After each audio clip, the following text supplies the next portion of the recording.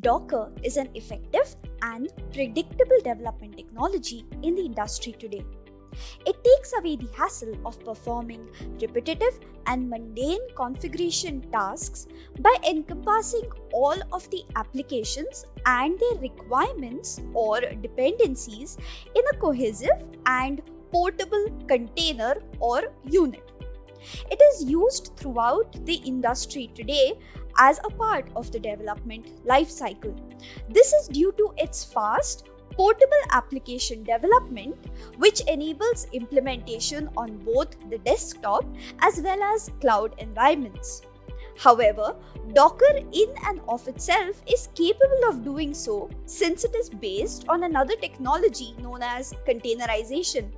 So before looking into what Docker is, we need to understand what containerization is.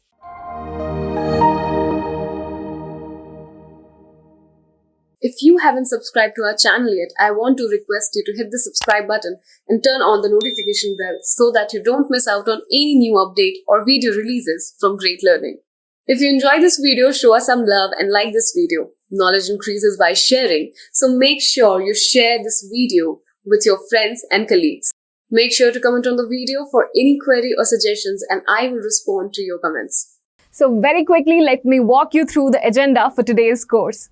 In today's course, we'll first be looking into what containers are and why we need them. Next, we'll understand what Docker is and also look at its installation and setup. We'll explore various Docker's component and commonly used commands. We will then jump on to discuss the need for orchestration. We will look at Docker Swarm and some of its commonly used commands.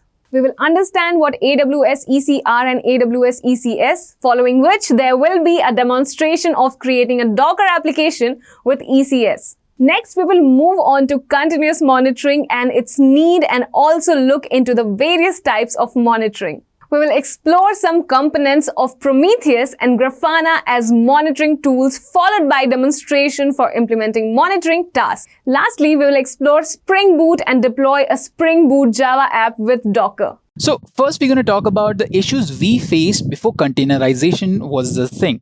But why are we discussing this? So let me give you guys an idea that Docker, right? It's a tool that helps us in software development. Now, what do you know about software development? Software development is basically developing software.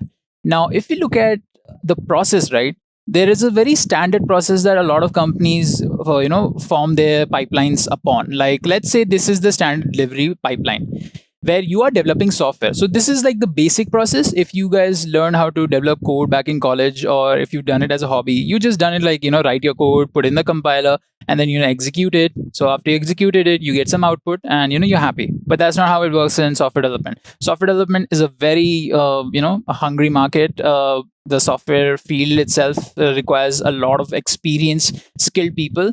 And they need to churn out software pretty fast and very high quality software. So for that thing, we come up with a pipeline similar to how we have in automobile industry or any other industry where you have a lot of processes and pipelines in place. Even in software development, you have like a pipeline set. So you can see here, the developer writes the code.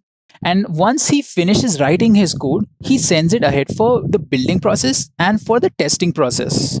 So when the developer sends his code ahead for this whole process, he sends it with the dependencies. Now, what are these dependencies? So if you guys know what dependencies are here, basically dependencies mean like libraries or functions that you use with your code. So let's say you're using some mathematical functions with your code and you need a specific library for that. So then that library is a dependency for it. Or if you need a specific tool for your code to work, then that's a dependency. So when you're building your code, it's different than running the code. Why? Because in building the code, you're creating an executable file. So if you guys have worked with Windows, which I assume that most of you have, you will see that whenever you download a program and when you install it in a system, there is something called a .exe file. The shortcut is always like the .exe file. Now, it's like that because that's the executable file. So it has everything that the software needs to be executed as an application, not just the code, but everything else that is also required for the code to run. So that is the building process where you build the code with all of its dependencies and you make a single executable file. Now we create this executable file because we want the tester to run it in its running state, in the dynamic state where it takes in values and inputs and all those different things.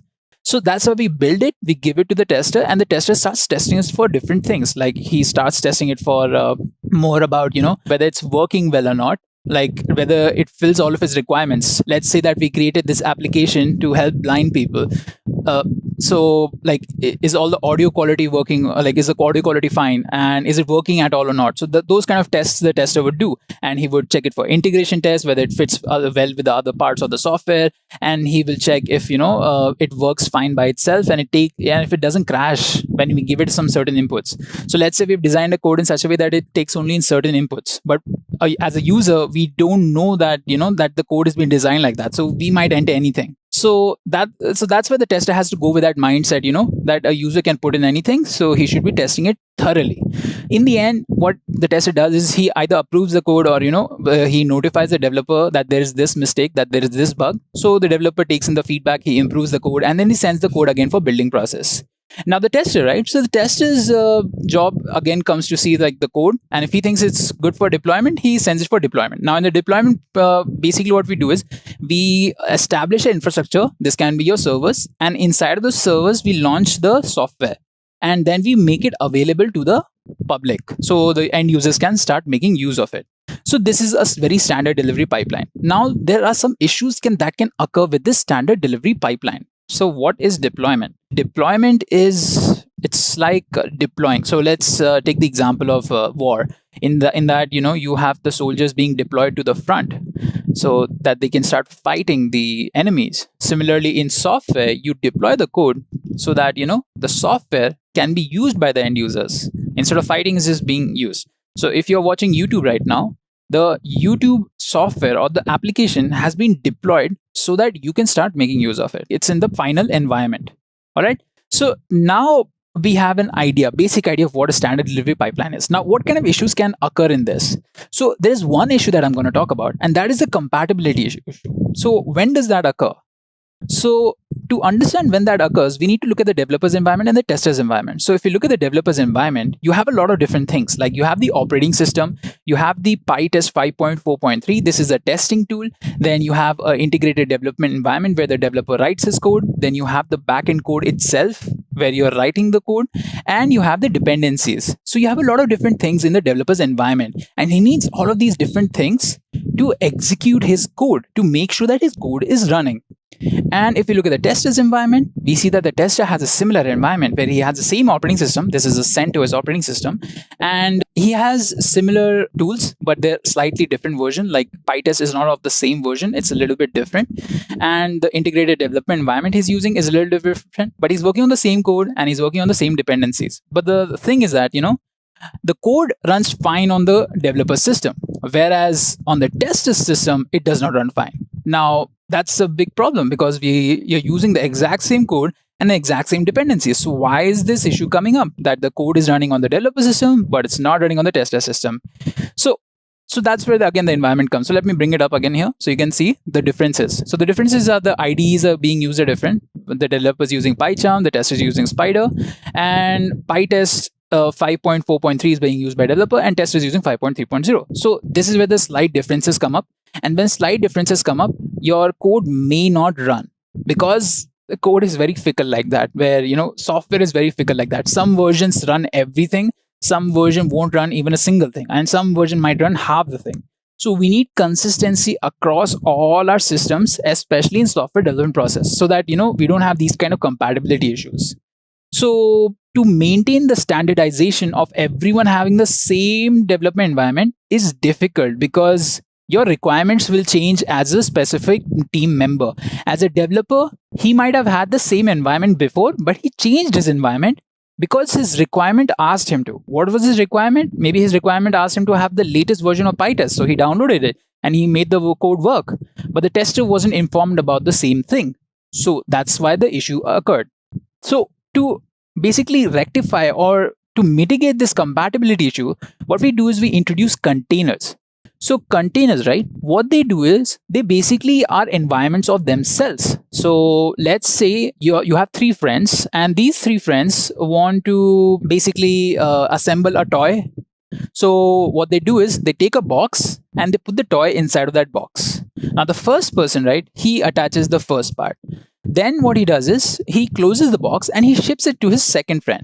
Now the second friend opens the box and he also fixes another part to it. Now he's done his part, so he closes the box again and he sends it to the third person, the third friend. Now the third friend also goes ahead and fixes a third part.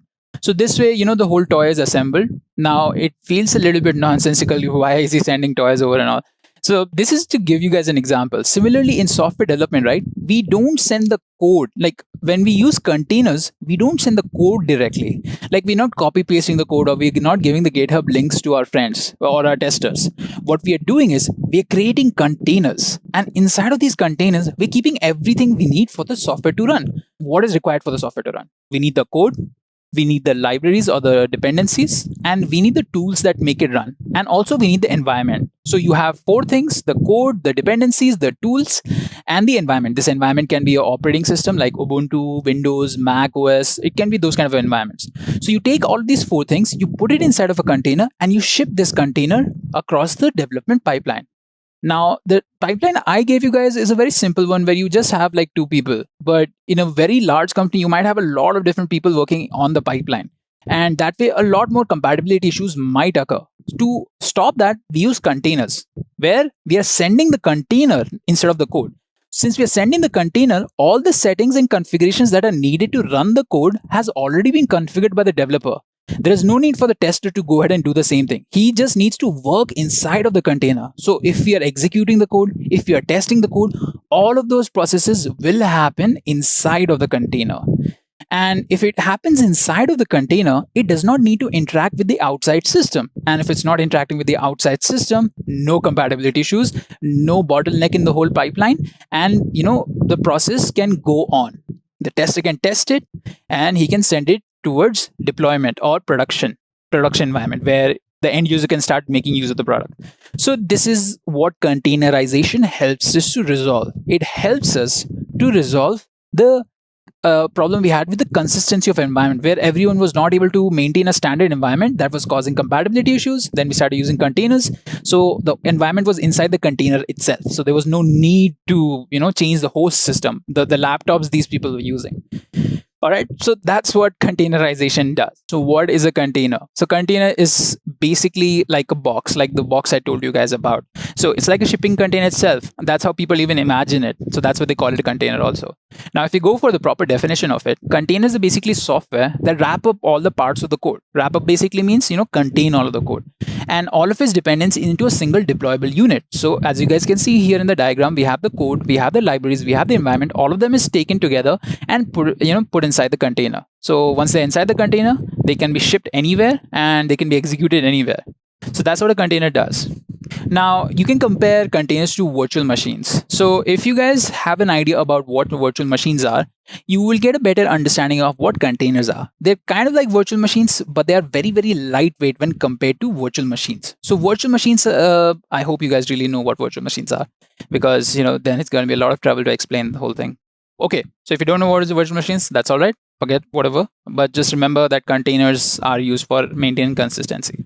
But for those who know what virtual machines are, their containers are similar to that. They're basically emulating an environment, a self-contained environment. So let's compare these two. So if we look at a container versus VM, we'll set some criteria. These are the criteria. So let's start comparing them. Okay, so in container, right, and in virtual machine, you install operating systems and you make them run. So what's the difference when you do it with container VM? With container, you only use the bare minimum parts. What this means is that, Windows or Ubuntu, all of them have very large graphical user interfaces. But in a container, you don't have any of it. You just have the bare minimum processing, like all the kernel, all the main things that, the core part of an operating system. So that's what you have inside of a container. Whereas in virtual machine, you have the whole thing.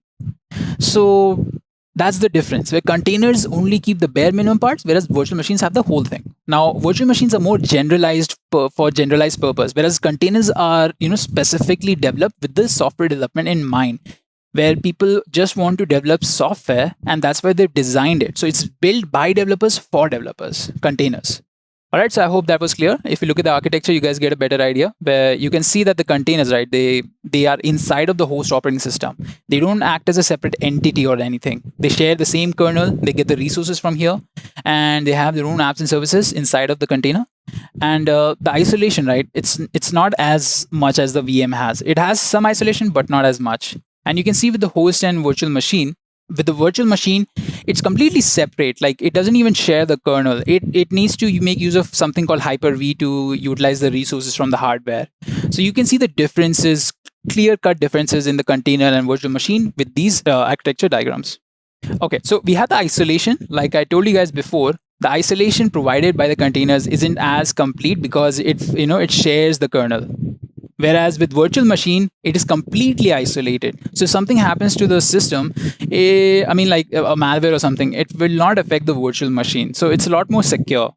All right, so if you talk about efficiency, again, containers are way more efficient than virtual machines because containers are very lightweight. They only contain the bare minimum parts versus the virtual machines that have the whole thing.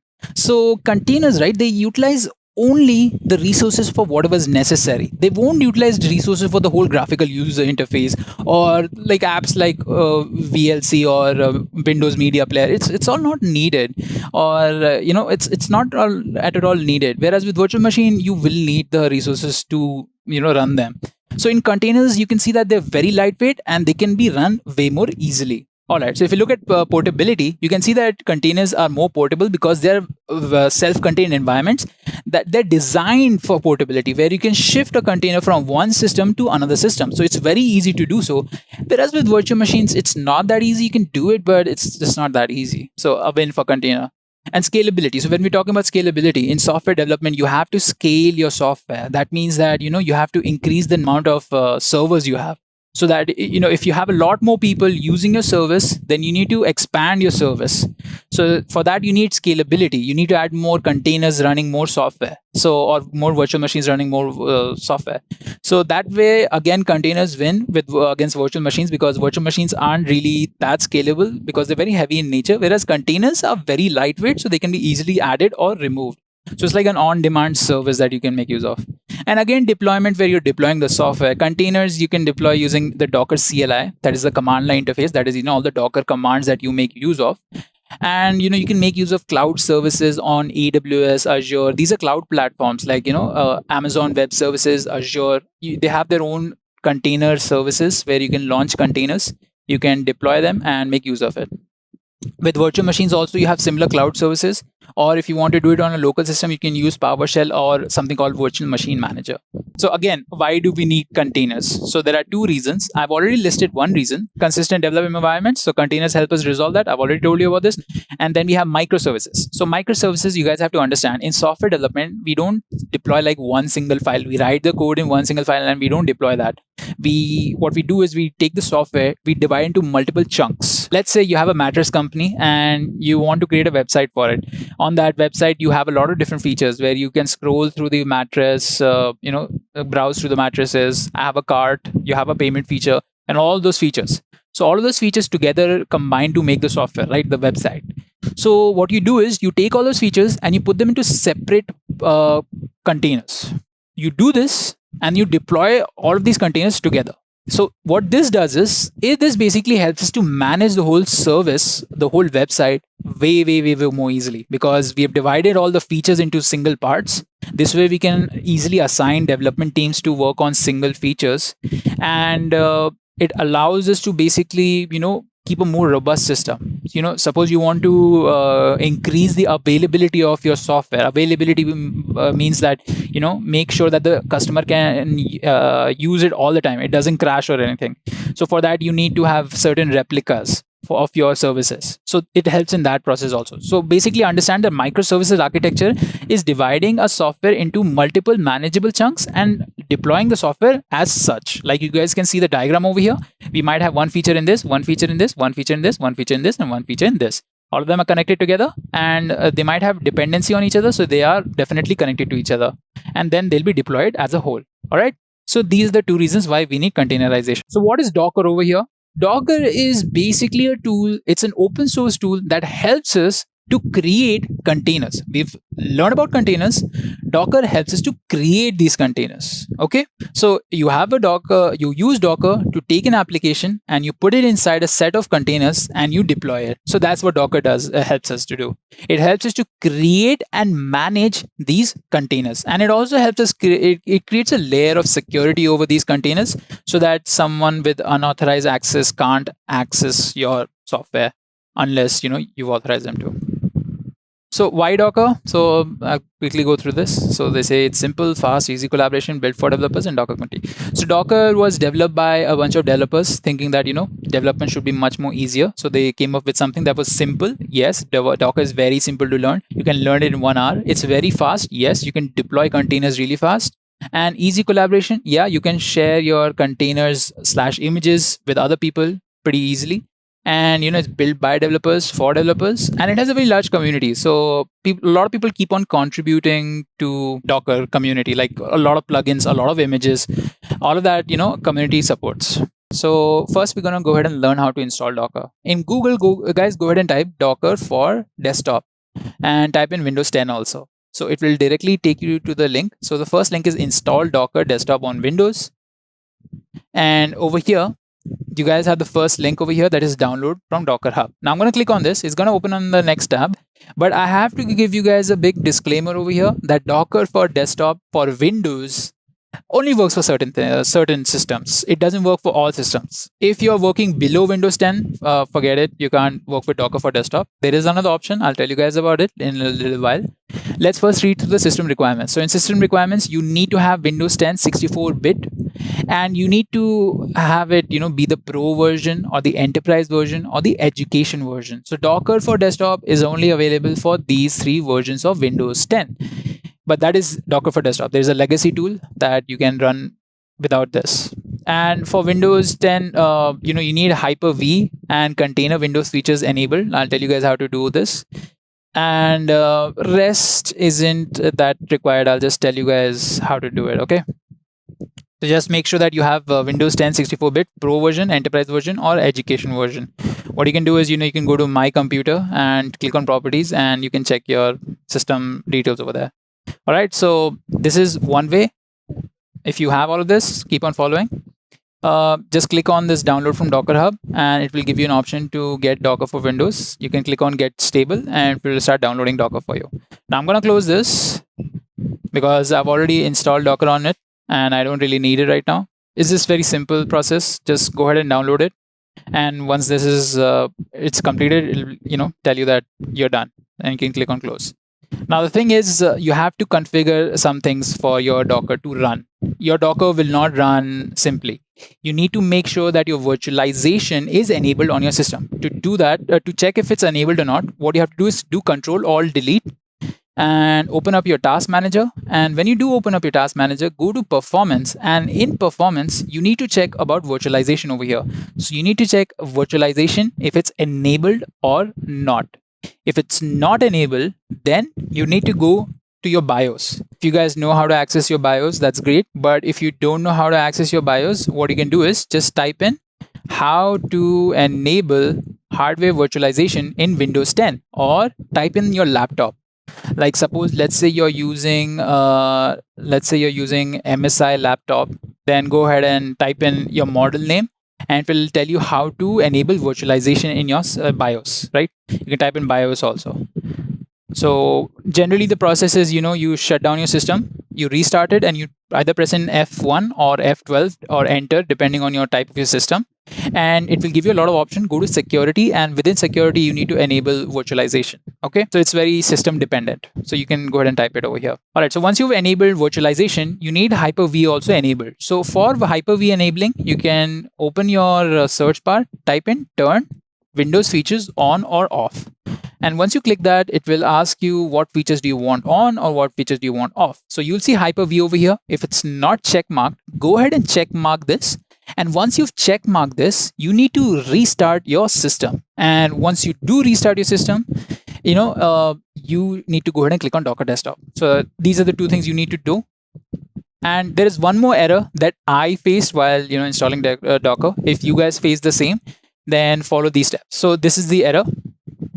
where it tells you, it's not a error, but it tells you that, warning that WSL2 installation is incomplete. So you just need to click on this link, and whatever update it tells you to download, just download that update from this link. So it should look like something like this. You can click on download latest WSL2 Linux kernel. And once you've downloaded it, your Docker should, you need to download it, you need to install it. And once you're done installing it, you can go ahead and launch your Docker. So now our Docker desktop is running. Now to access your Docker desktop, you can either open CMD. This is for the terminal where you can type in your commands. You can open CMD, or you can open PowerShell. Now I would recommend using PowerShell because PowerShell is a lot more robust than your Docker for Windows for desktop. CMD. So over here, what we're going to do is I'm going to type in Docker hyphen version. So this will list the Docker version I have. All right, so there's 2 hyphens over here. All right, so you guys can see over here it's written Docker version 19.03.12. So here we have our Docker installed on our system. So this is how you would install it. Now there is a background dashboard to that opens up. If it does not open, what you can do is you can go to your notification bar over here, open it up, and you'll see the Docker desktop running. Right click it and click on dashboard. Now once you click on dashboard, this will appear. Now this is if it doesn't open up for you directly. For me, it didn't open up directly, but normally it should open after you install the Docker for Windows. All right, so once you install Docker, it will give you a starting tutorial that you guys can go through. Now it's not necessary because you're watching my tutorial, so you have it there, you have it going there. All right, so we have installed Docker. Now I need to tell you guys the steps for installing Docker Toolbox also. So let me go ahead and show you.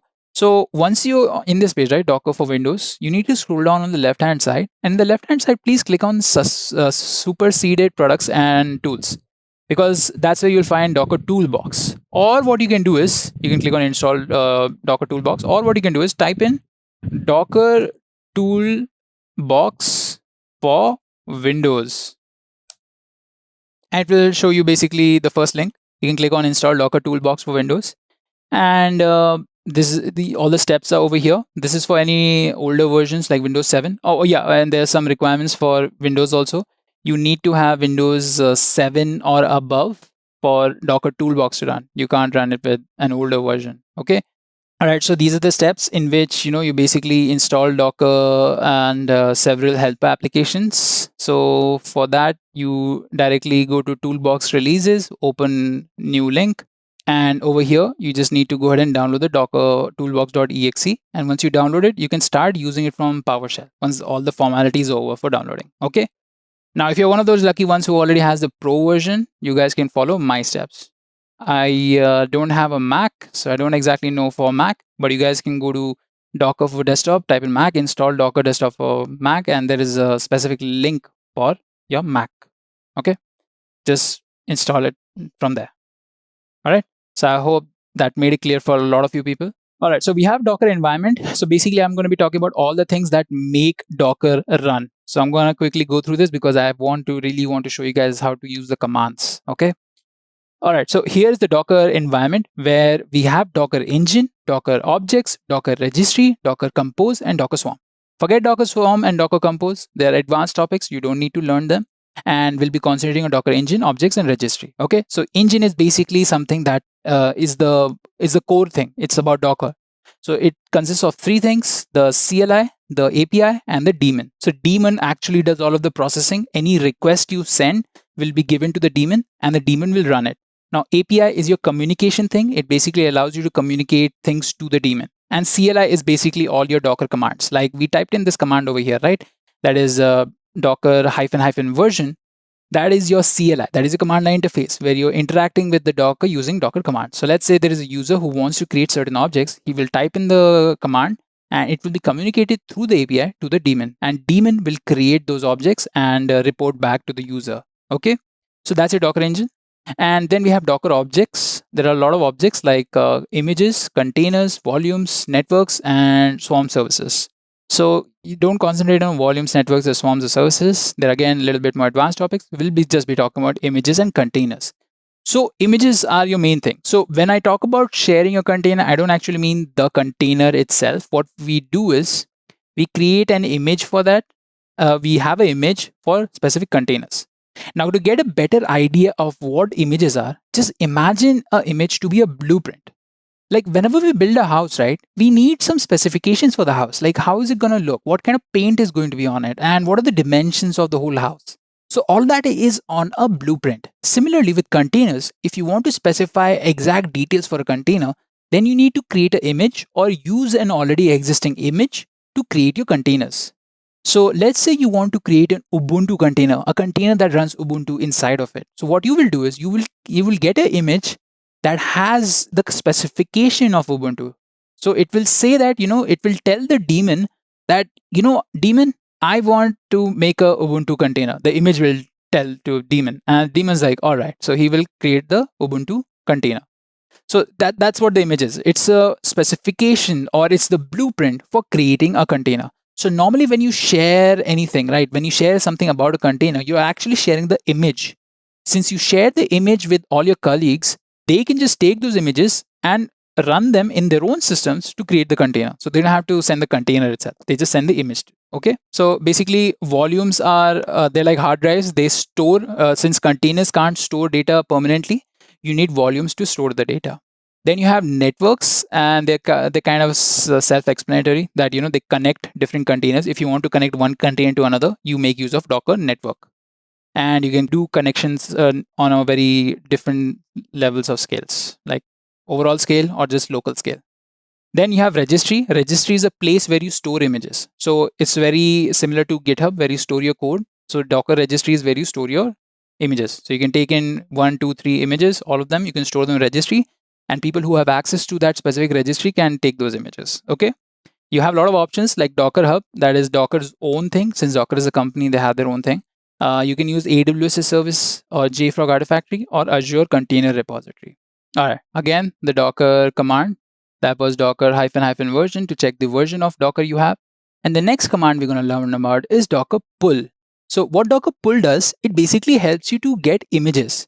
So there, I told you guys about Docker Hub, right? So if we go to hub.docker.com, it's a place where you have all the images for all the certain things. So let's say you want the Ubuntu image. You will find the Ubuntu image on Docker Hub. Somebody's already uploaded. That's the Ubuntu company.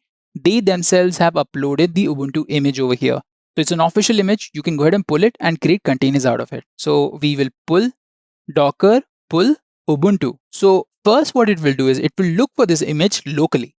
So it won't find it locally. So what it will do is it will basically pull it from the library, that is from Docker Hub.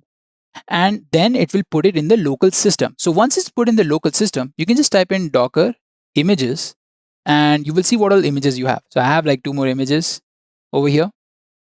Just concentrate on Ubuntu. Let me go ahead and clear the rest of them out. All right, so we have Ubuntu over here. So Ubuntu is the image that we pulled from Docker Hub. It's the latest version, and you can see the image ID that is formed for our local system. It was created 3 weeks ago. That means it was updated on the Docker Hub 3 weeks ago. And you can see the size. So someone's, kept on asking, why is Docker so fast? This is again the reason, the containers, right, that they have created. These containers are going to be of a very small size compared to virtual machines. So here you can see that the containers, the image size is only 73.9 MB. So you can start using Ubuntu for with only the size of 73.9 MB. Normally, if you look for Ubuntu images, they're like 1 GB or 2 GB or more than that. I haven't looked at one, so I don't remember exactly, but they're definitely more than 1 GB of size. And you can see the, the clear difference over here. All right. So we have pulled a Docker image. So that was the command we used, Docker pull images. Then we checked out Docker images command that will basically listed all the images. So let's go ahead and pull Ubuntu again, because I want to create a container out of it. It will start pulling Ubuntu again. All right, so we have Ubuntu pull and it's over here. Now let's go ahead and create containers out of it, because that's the most important part.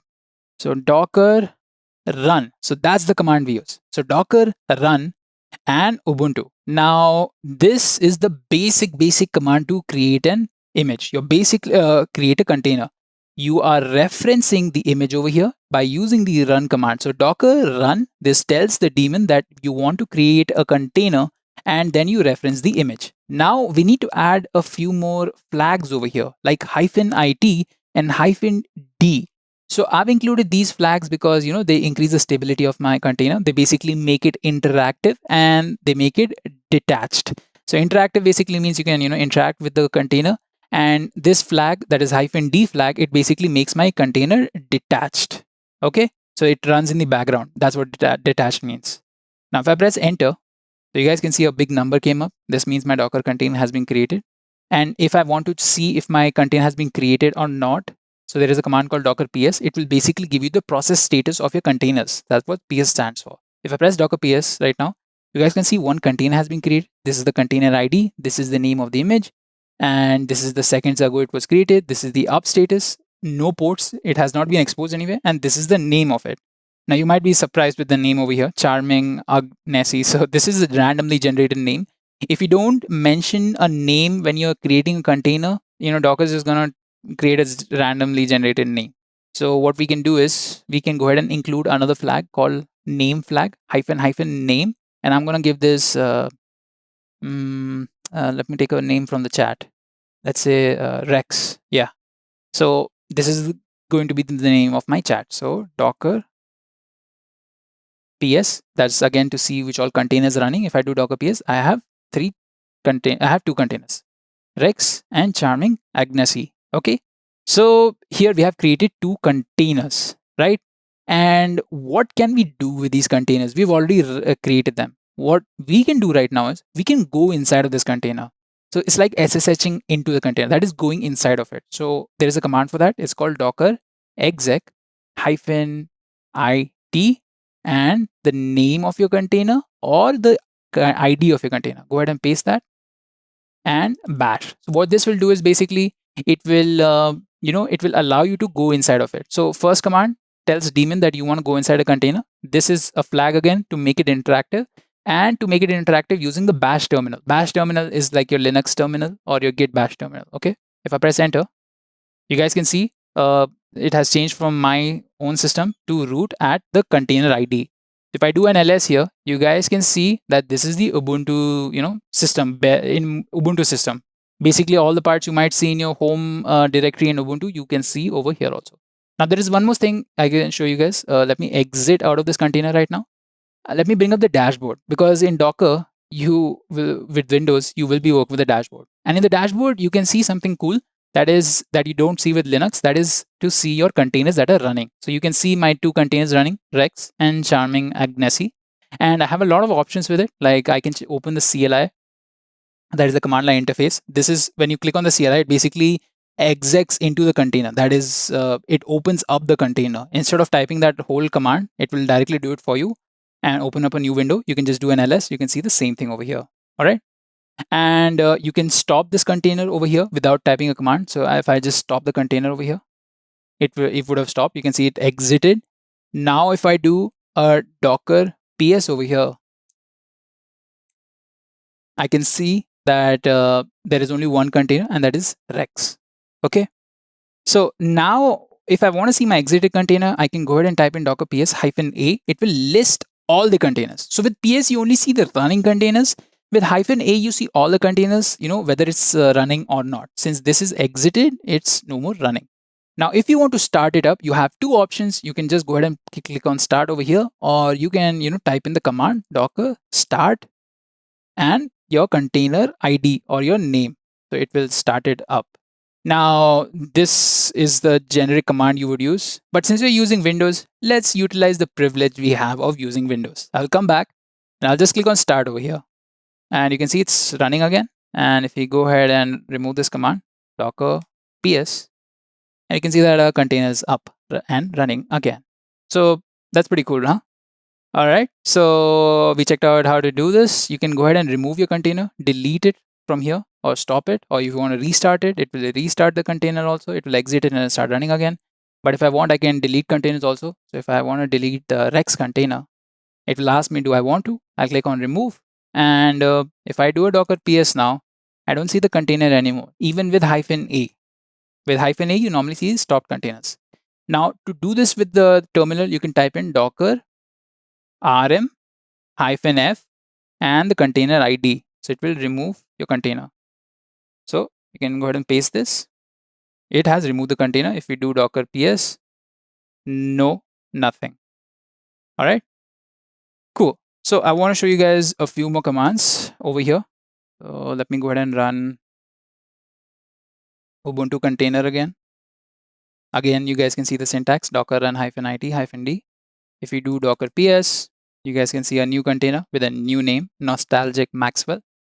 All right, so we have created a new container. Now, if you want to stop it, again, you can use the stop command. But if you want to forcefully stop it, you can use docker kill command. So it will also stop a container like how your stop command does, but it does not do it so gracefully. Okay. All right, so we've learned a lot now. Let me go ahead and remove this image also about the containers. So let me go ahead and run an Nginx container. So for that, I will type in docker run -it -d. I'll give this a name, my web, and let's say my container, and I'm going to mention Nginx. I can go ahead and put latest because I might want the latest. By default, it will take the latest tag. So when you mention colon, after that, you normally mention the version of the software you want. You don't need to mention latest at all. It will by default pick up latest. If I press enter, what it will do is it will first look for this file locally. It can't find it locally, so it will start pulling it from the Docker hub. All right, so wait, what I wanted to do was a little different thing. All right, so this container is created. Let me go ahead and delete this because I wanted to do something else. All right, so we'll run this again, but this time I'm going to add something new, that is -p 8080. So what this does is it launches my Nginx on the port 8080. Now 8080 is basically exposing the container at 80 and exposing the system at 80. So my system will expose Nginx at this particular ports. 80 is default port. So if you just go localhost, we should be able to see Nginx. So if I just run this, and if I do docker ps, you guys can see the ports it's available at. So it's showing 00080. So if I just open up my browser, type in localhost and press enter, I can see welcome to Nginx. Cool, huh? All right, so we basically learned how to do this. Now you can do this over here also. So my container is running at port 80. So there is a specific new option over here that is open in browser. That happens when you are using Windows. So you get an option over here. Just go ahead and click on open in browser and it will open it up for you. All right, so I hope that was clear for you guys. Let me go ahead and explain the Docker architecture. This will basically explain all the things I've done so far. Like let's say in the Docker architecture, you have a CLI, you have the host, and you have the registry. Now let's say you have all of this. So Docker CLI again is the command line interface. That is, you putting in the commands like docker build, docker pull, docker run. Now we did not learn about docker build. That I'll save for another session. So what build command does is it basically allows you to build your own images. So when you type in docker build, you do so while having a Docker file. So Docker file is basically used to create an image. So whatever specifications you want in your container, you will have in your image. Now to create an image, you have to create a text file in which you write all the specifications. So let's say we wanted to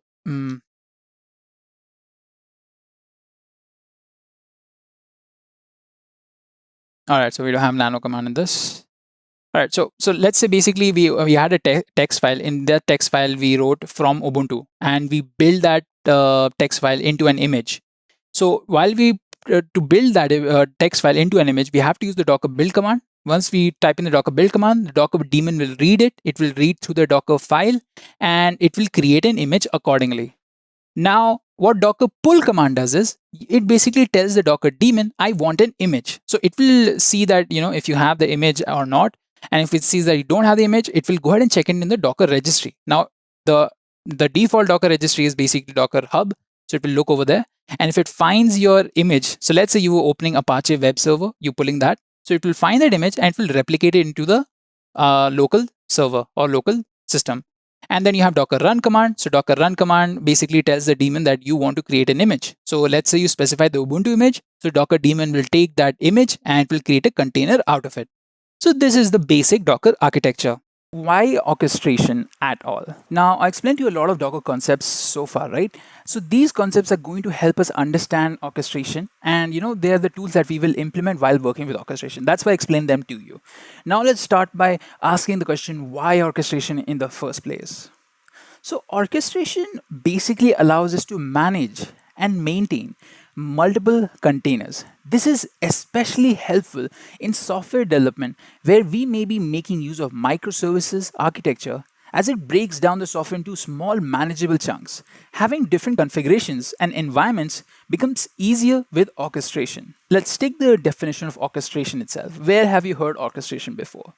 You might have heard of, music operas, and you have orchestrators over there, right? Who orchestrate the music. So in a similar manner, you have orchestrators, tools like Docker Swarm and Kubernetes. They basically manage the containers. So if those containers were musicians, you would have an orchestrator managing them. And similarly, you have Docker Swarm and Kubernetes tools that orchestrate these containers. They manage these containers. They make sure that they stay up, they manage the health, and they make sure that different configurations, if needed, are passed on to these containers, etc., etc. So that's what orchestration is. They allow us to manage and maintain multiple containers at the same time. And this is especially helpful in software development because you have microservices, you have sets of containers, acting as one single software. So if you want to figure out any issues with that software, you have multiple containers, so you know where to pinpoint. So it becomes much easier. You can easily scale and descale using, orchestration also. So this is why we need orchestration. In short, orchestration helps us better manage our deployed software. So what are the benefits of orchestration? So I've already listed a few. Let's talk about them here more. So we have easy deployment, where you can deploy, your software much more easily. You can easily manage these containers. You have easy resource management for these containers. It allows for health monitoring of these containers. When I talk about easy resource management, you have to allocate certain resources for certain features of an application, and to do that, you make use of orchestration. Now, you want to make sure that not all parts of your software are receiving the same amount of resources. Now, this kind of discrimination is implemented to make sure that the features that have to be best supported, that are the core of the software, is working fine all the time. That's why you have multiple replicas of those features, and that's why you make sure that those features have the most amount of resources possible. So it's again a battle between how many resources you have and how much they cost to use. So cost effectiveness also plays into this majorly. Then it allows for health monitoring of these containers. So you have multiple containers. Now for some reason one container crashes, maybe for due to some internal issues with the system itself and not with the application. Then you need to know that happened, because these containers are your system. So if one part of it fails, you should know that one part of it failed. Otherwise, how will you correct it? Otherwise, how will you, replace it? So that's why health monitoring is important for these containers. Now, load balancing among different containers. So when I discuss load balancing here, when I mean that, basically any task for execution is divided among these containers. So let's say you are running 3 services, and these 3 services are basically necessary, integral to the whole deployment purpose of your software. Now you're running them on 3 nodes or 3 infrastructure locations. Let's talk about how these 3 services are launched on these 3 infrastructure areas. Now each of them has their own dedicated infrastructure area. They get mapped 3 to 3. Now what happens when one of them fails? So if one of them fails, we have to make sure that the service from the one of them that failed moves on to the other 2, given that those other 2 can handle the new service, the new incoming service. Why the new incoming service? Because the third infrastructure failed, and we have to run the third service somewhere, one place or the other. So that's why load balancing can matter, especially when you have to divide tasks. Load balancing plays into a lot of different, software facets over here, development facets. You can load balance in many different things. It's especially used in task handling, where you divide the task based on what kind of resources are available to you, what kind of servers or instances are available to you, and you divide the task accordingly. Then comes easy updating. When you want to update your whole application with new settings or new features, it becomes easy to do so with the help of orchestration. Easy scaling up and rolling back. So depending on the so let's say you have an application and you have a set amount of users coming and accessing that application, but then you see a constant rise, you see a trend of rising number of users. This indicates growth for your company. So basically start scaling up based on that pattern. But then what happens? Suddenly there's there's a dip in your growth, and you're still making use of those extra servers for running your application so that extra users can access it, but you don't see that many users. So that way you're wasting your resources by having extra servers up, even though they're not required.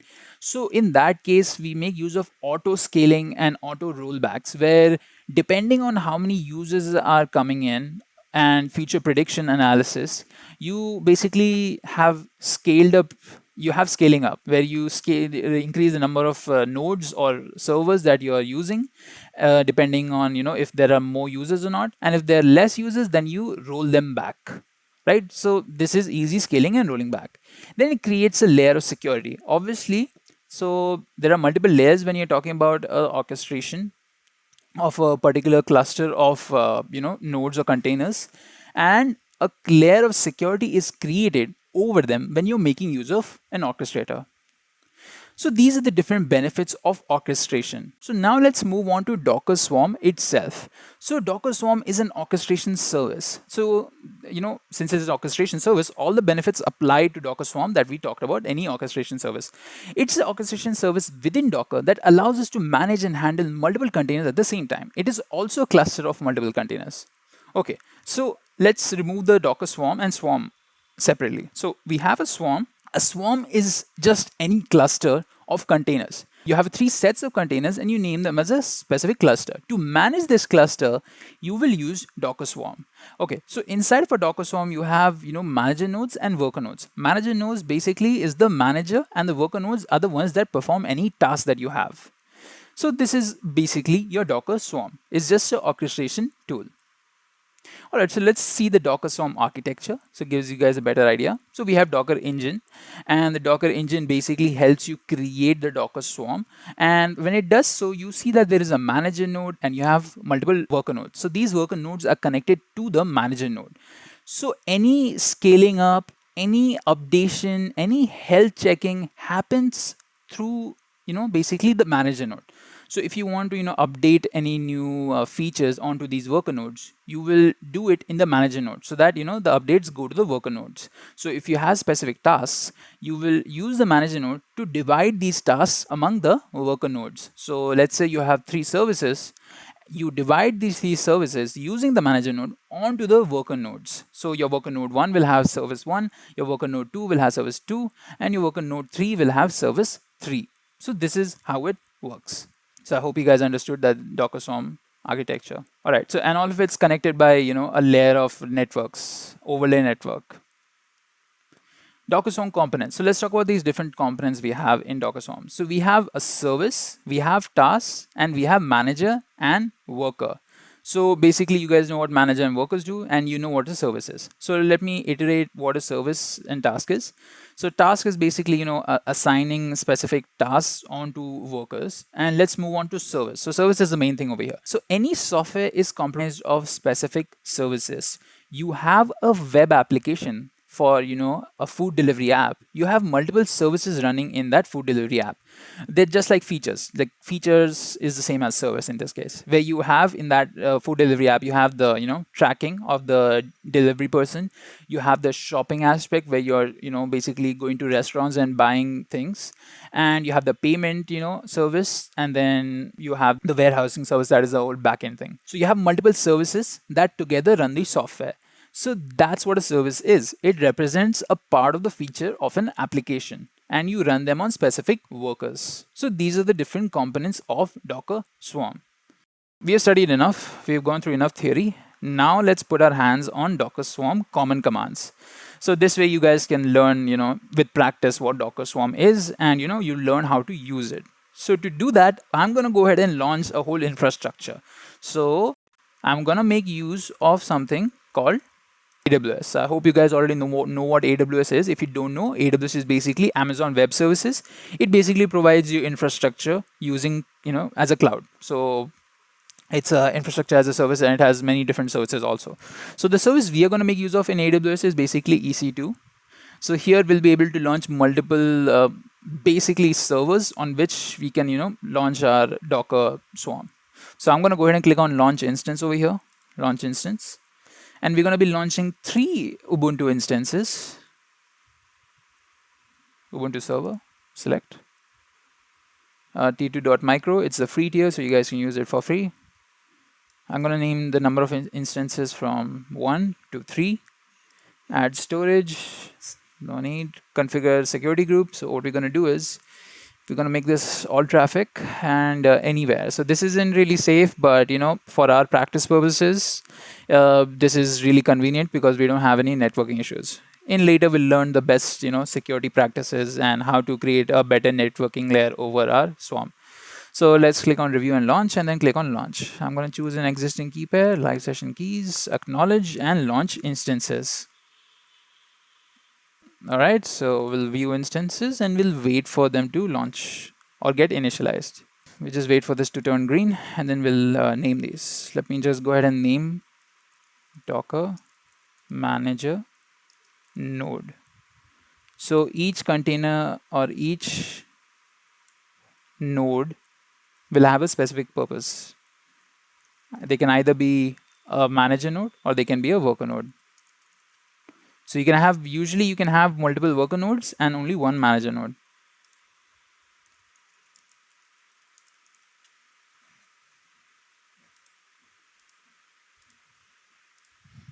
For clarity's sake, I'm going to name this 1. And for clarity's sake, I'm going to name this 2.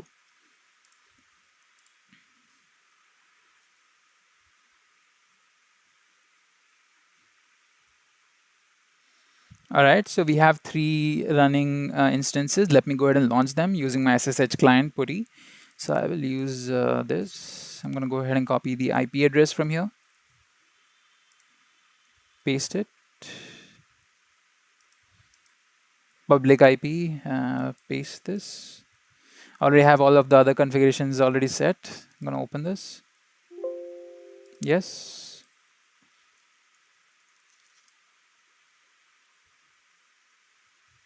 All right. So we have our first instance launch over here. Let's go ahead and install Docker on this. So I'm first going to update this instance.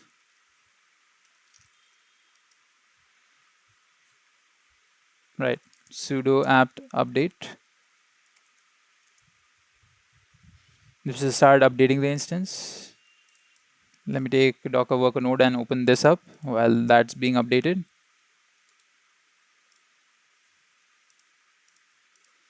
For this, I'm going to go ahead and change the color so that it's not the same color. I'm going to make this cyan. I think so, it's cyan. Light blue.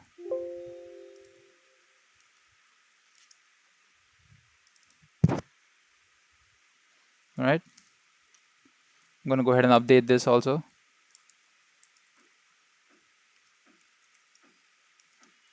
So by now this must have been updated. Yes, it's been updated. Now we can go ahead and basically install Docker in it.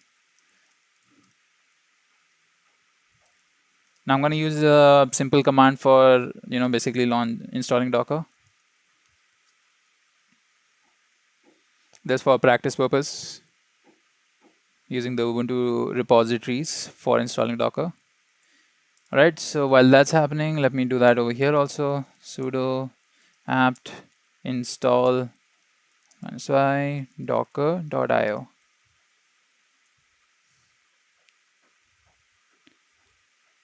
Now make sure that if you're installing using the Ubuntu repository in one instance, you do that in other instances also. We don't want any version conflicts, and our project won't run then.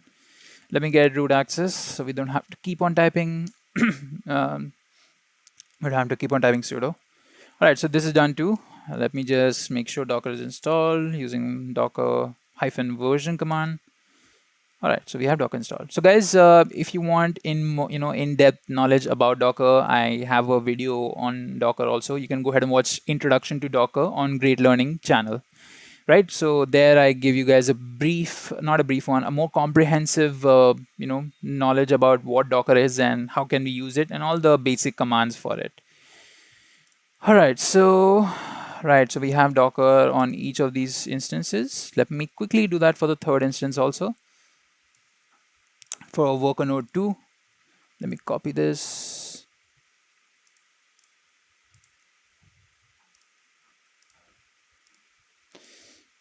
Pink or yellow. Let's make it green so it looks like someone's, All right, so let's try launching this again.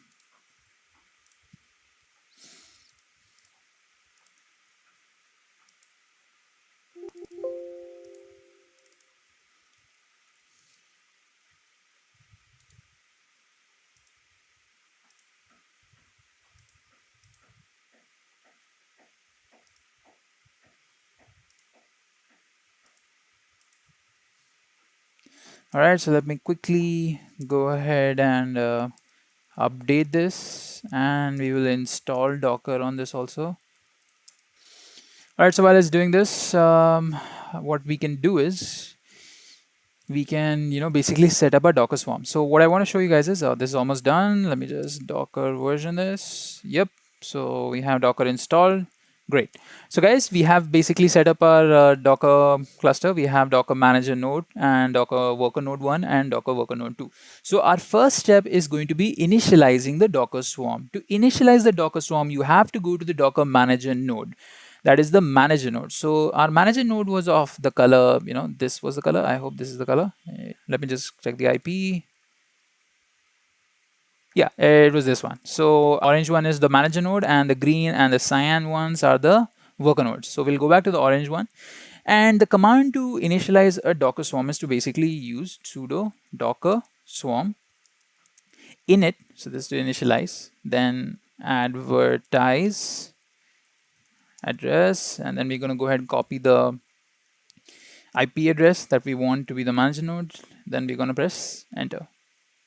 All right, so it tells us a few details. So let's go through them. Swarm initialize. So this is the swarm initialize, and the current node is now the manager. So the node that we launched it on is now the manager. Now to add a worker to this swarm, run the following commands. So basically we have created a manager node, and it's the only node inside of the swarm as of right now.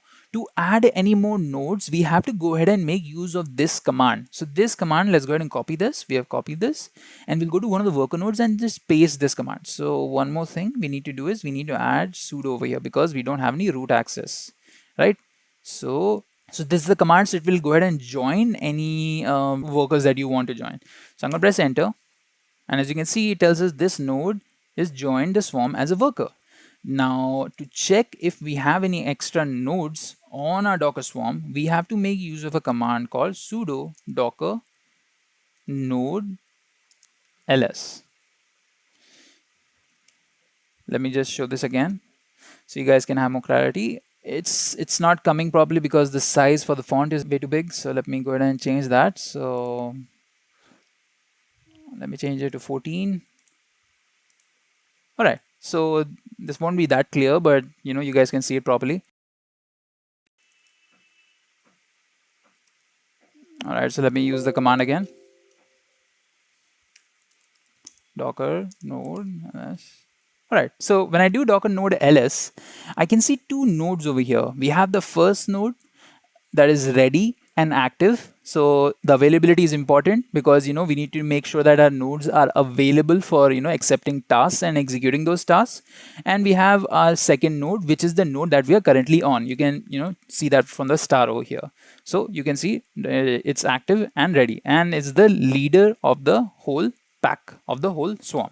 So we have only one node. Let's go ahead and add the third node also. To do that, we have to use this command. So this node also has joined the swarm. So if we come back over here, we do docker node ls again. We can see we have 3 nodes, all active and ready to accept commands. So guys, we have created our Docker Swarm cluster and we are managing it using our Docker Swarm commands. So we'll be learning all the basic commands over here. So let me go ahead and show you the first command. That was, Docker Swarm initialize. The second was Docker node ls. Now let's go ahead and check out the Docker info command. So Docker info command basically gives you a lot of detail about the manager or the Docker machine you are on right now. So if I press in Docker info, you will see there's a lot of information over here.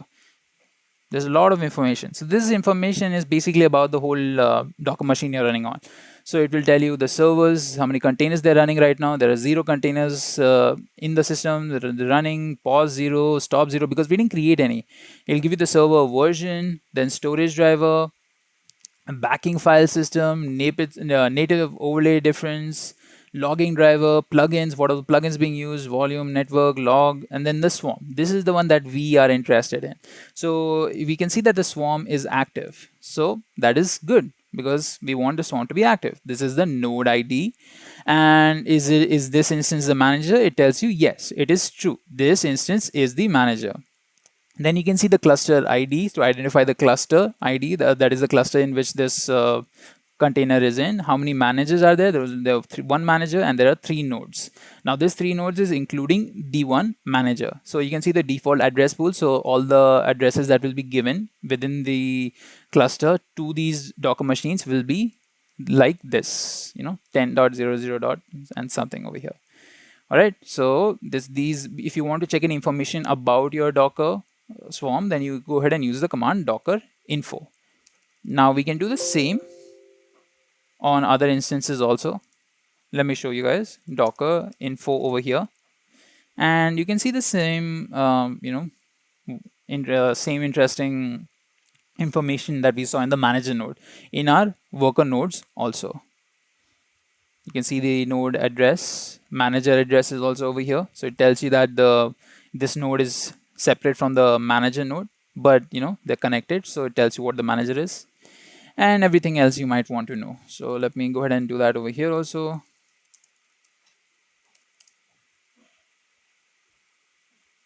Right, so we don't have any root access, sudo docker info. Right, so now we can see all of the information on Docker. So there's one more thing I want to show you guys over here. Sudo docker worker token.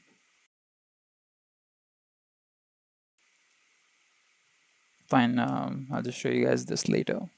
Alright, so guys, we have basically initialized our Docker swarm. We have added everything we want. We check the node ls command.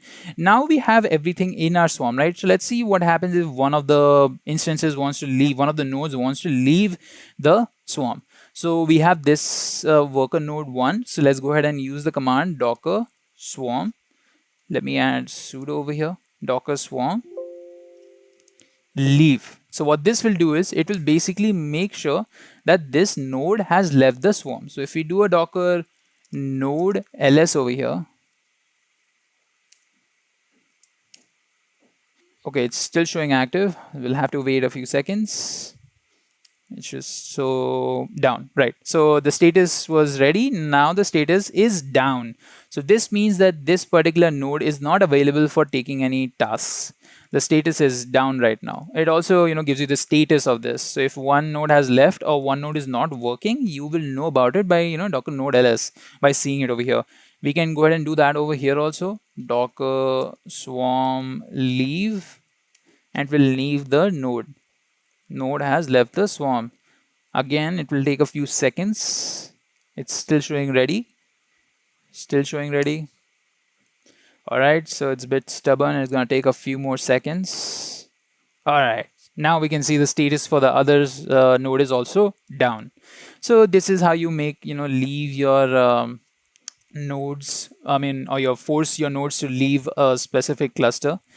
Now, if you want to remove them, there is a command for that also, docker swarm rm and the node ID. I'm going to take this ID and press enter. right? Not swarm, node. So this node has now left. If we do go ahead and do that for this also, docker swarm node again, rm. So if we do a docker node ls now, we should not see anything. Oh, nice. So we have all the other nodes removed. So what happens when we want to remove the manager node itself? So let me go ahead and type that, docker swarm leave. It tells us that there is an error. Error responds from the daemon. Daemon is the Docker daemon. It tells you, which does also processing. You are attempting to leave the swarm on a node that is participating as manager. Removing the last manager erases all current state of the swarm. If you want to leave, use the flag force. So we will use the same command, but we're going to add force, -- force. So this way we have deleted the swarm because node has left the swarm. So if we go ahead and use the same command again, this node is not a swarm manager. So we don't have any swarm right now, as if to say. So if you want to, basically create the swarm again, we have to basically create the swarm again. So docker swarm advertise address. Let me go ahead and copy the IP. All right, so let me go ahead and copy this command.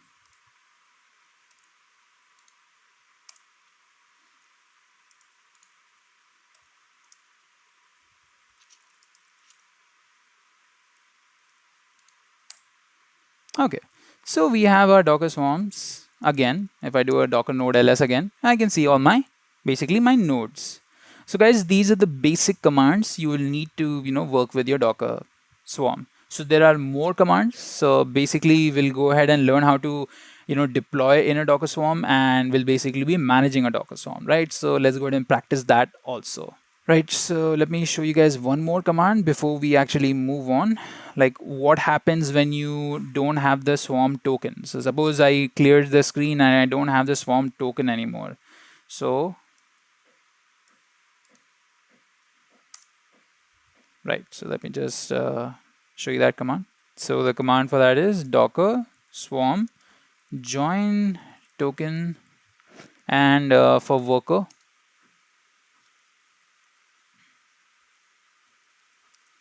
yeah. So you have to type in the command docker swarm join token and then mention whose token do you want. Do you want the manager token or do you want the worker token?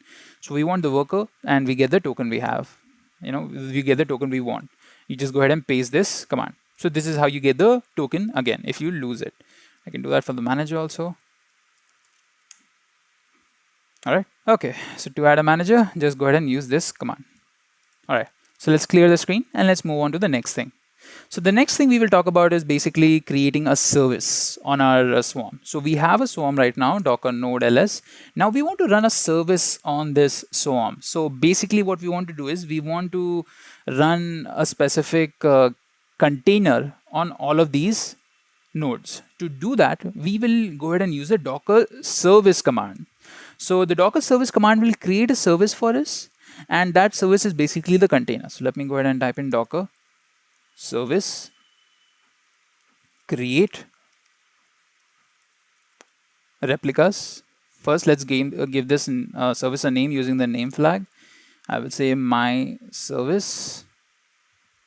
Then replicas, how many replicas are we going to give this? We're going to give this 3 replicas because we have 3 nodes. And we are going to give it a publishing port. We want it to be published on 8080, and we will give it an image to reference. So we want it to reference an Apache server. We want to run Apache server on all of these 3 nodes. So I'm going to use HTTPD. That's the name of the Docker image for Apache server, and then press enter. When I do, it will start preparing that service. Now it's 1 out of 3, 2 out of 3, 3 out of 3 because there are 3 replicas. Now what are replicas over here? So replicas are what the name suggests. They are replicas of the service. If I mention 3 replicas, it will create 3 of those services, but those 3 services will be very, very similar to each other. They'll be exactly the same thing. Now we create replicas to basically increase the availability of a particular service. Now say I have a very important service called the payment service. I want it to stay up all the time. So I create like 6 replicas of it, because I want to make sure that if one of those replicas goes down, then I have the rest of the services still running. So at least one of those services will be running the feature. So let me just show this to you how it works out. So we have created a service. If you want to see the list of services, we have one service. The name of it's my service. And if you want to see where your service is running, you can type in docker service ps and then the name or the ID of the service. So we're going to paste the name of our service and then press enter. So when you do that, you can see that there are 3 containers created: myservice.1, myservice.2, and myservice.3. And each of these services are running on different nodes. You can see the IP of the nodes are different. So this is node, and you can see the IPs are totally different. So to check if they are actually there, or and Docker is not lying to us, we can do a docker ps. When I do a docker ps, I will see the list of all the containers there are, and here you can see that we have one container, and it uses the HTTP image, and it's myservice.3. So this one is running on our manager node itself. We can go ahead and do that same over here, docker ps, and I can see a container is running here also. And if I do a docker ps over here, I can see there's a container running here also.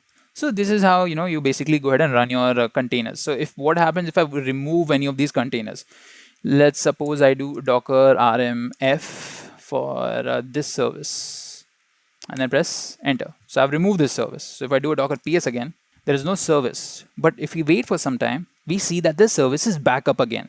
So this is the amazing part of Docker Swarm. If suppose the service goes down, Docker Swarm will try its best to basically relaunch that service. And if it's not able to do it, that's also fine, because I want to show you guys one more thing. Now I have these containers running on each of these nodes, right? If I take an IP address of any of these nodes, if I take the IP of worker1 node, copy it. We didn't copy the node IP.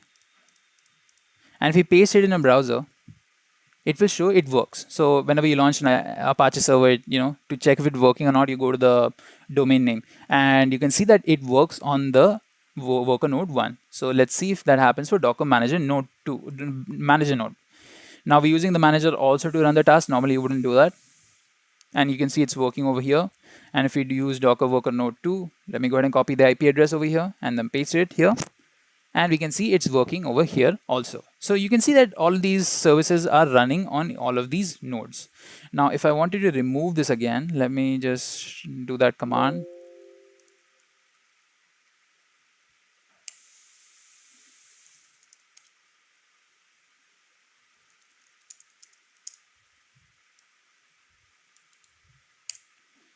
And let me click the worker node 2. All right, so by the time I even check it, it's already back up. So you can see how fast it is in doing what its job is. So this is an amazing thing about the Docker Swarm. Basically you have replicas of each service you're running, and whenever they go down, the Swarm tries to bring it back up. And there are replicas over here because we want to make sure that, at least one of them is up. If 2 cannot come up because of its regular crashing, at least 1 and 3 are there for the same feature. All right. So this is the Docker service command again to check where your services are running, on which node they're running. All right, so what happens when we remove one of the workers? So let me go ahead and remove this worker. So if I do a docker swarm leave, now what will happen? So if I do a docker ps on this again, I can see that there are no more services running here because we removed it from the swarm. Now the services will only run on the swarm if you launched it from the manager node. And if I do a docker ps over here again, I can see there are 2 services now. Why did this happen? So this is basically your load balancing. So not exactly, but this is your load balancing where you are shifting the services according to the resources you have. If the swarm only has resources of 2 nodes, then he's going to divide these services onto both of those 2 nodes. If it has 3 nodes, it will divide it equally among those 3 nodes. But if it does not have those 3 nodes, so it's going to be basically, divided among the 2 nodes it has. All right. So that's your load balancing. So we can go ahead and remove the service itself. So if you want to remove the service completely, then you can go ahead and type in docker remove service and the name of the service. And we have removed that service. If you do a docker ps, if we do it again, we can see that none of the containers are running anymore, even over here. All right, so these are basically the how you would launch a service on a Docker Swarm cluster and how you would perform various actions on that server. Now, let me quickly go ahead and launch a service again, because I want to show you guys a few more things about it. Docker service create. We'll give this a different name. I'm going to call this demo. And I'm going to create 6 replicas for this to show you guys how the load balancing works again. And we will again use the HTTP image. I want to publish this on the 80 port, basically the default port, HTTPD, and press enter. You're launching 6 replicas, and I'll show you how the load balancing will happen. I'm telling you guys an assumption that basically there'll be 2 services on each node. So if we do a docker ps over here, we have 3 services. Okay, yeah, 3 services because we remove one of the nodes, right? So if you do a docker node ls, we can see that one of them is down. So if you want to basically make it join up again, it was this one. All right.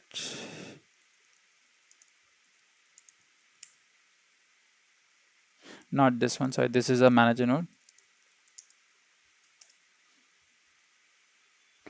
All right, so it joined up again, but it joined as a separate ID. All right, so since you already launched the service, it's not going to do that. I want to show you guys about the docker service info command. So this command will basically give you the information on your service. Right, so I forgot to write inspect over here. Docker service inspect. And you can see all the details over here. The demo, how many replicated, how many replicas there are, the ID, and whether container specifications, etc. So if you want to inspect your container, this is how you would go ahead and use it. All right, so okay, fine. So we've used the service command. Now I want to show you guys how to make use of docker stack. Now docker stack is another thing that you guys might be using. So let me go ahead and remove the service rm demo. All right, so to use a docker stack, we have to first create a YAML file. So let me go ahead and write this as a project. Oh no, demo.yaml, and open this file. I have already a set of configurations. Okay, so what I want here is I want 2 services to be launched. I want web service and I want database service. Okay, and I'll be using X as the image over here, and for the database I'm going to be using MySQL. Let me go ahead and save this.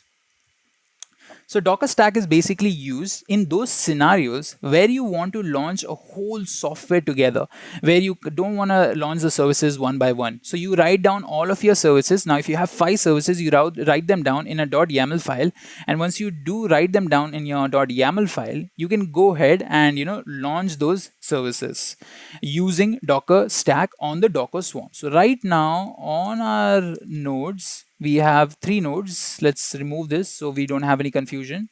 Docker node rm removed. All right, we have removed them. So let's go ahead and launch our Docker, this YAML file. Let me just change one thing in that Docker demo.yaml file. We will change the publishing port from 5000 to 8000. And we will change this HTTPD, this engine XMH to HTTPD. All right. All right. So we will go ahead and use the command docker stack deploy -c, and we're gonna type in the name of the YAML file, docker demo.yaml, and I'm gonna give the name of the stack over here. So I'm gonna give this demo stack. All right, so it's creating the network demo stack default. This is a default network it creates, and it's creating those 2 services. we had two services. We had HTTPD service, that is the Apache web server, and we launched a database, right? So we have two services launched on our Docker swarm. So let's go ahead and see those two services. So we will use the command docker service ls. So we can see that the database has no replicas. So that means it's not running, but our HTTP, Apache server is running. So there's an issue with this that we can, rectify later. But for now, understand that with your both database and your web, and a replica for each of them is created. So if you wanted more replicas, you can go ahead and change the settings inside of your Docker, YAML file, add a replica keyword and how many replicas you want for each of these services. And automatically, when you launch it using the Docker stack deploy command, you will have those many services launched.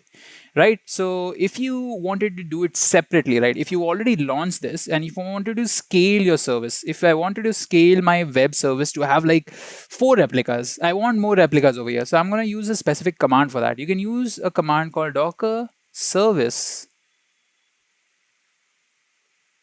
scale, and you can use the service ID or paste the name and how many replicas you want. So I want 4 replicas. So I'm going to press enter. Right. So actually not the name. We have to take the service ID. So Docker service scale and the ID of the service you want to scale. All right. And how many replicas you want? 4. Press enter. It mixed up scale and ID. Right, I forgot to include the equal to symbol. It's loaded now, so you can see that there are 4 services running. All right, so we have our replication happening. So let me just go ahead and use Docker service ps. Let me copy the name of the service, demo stack web.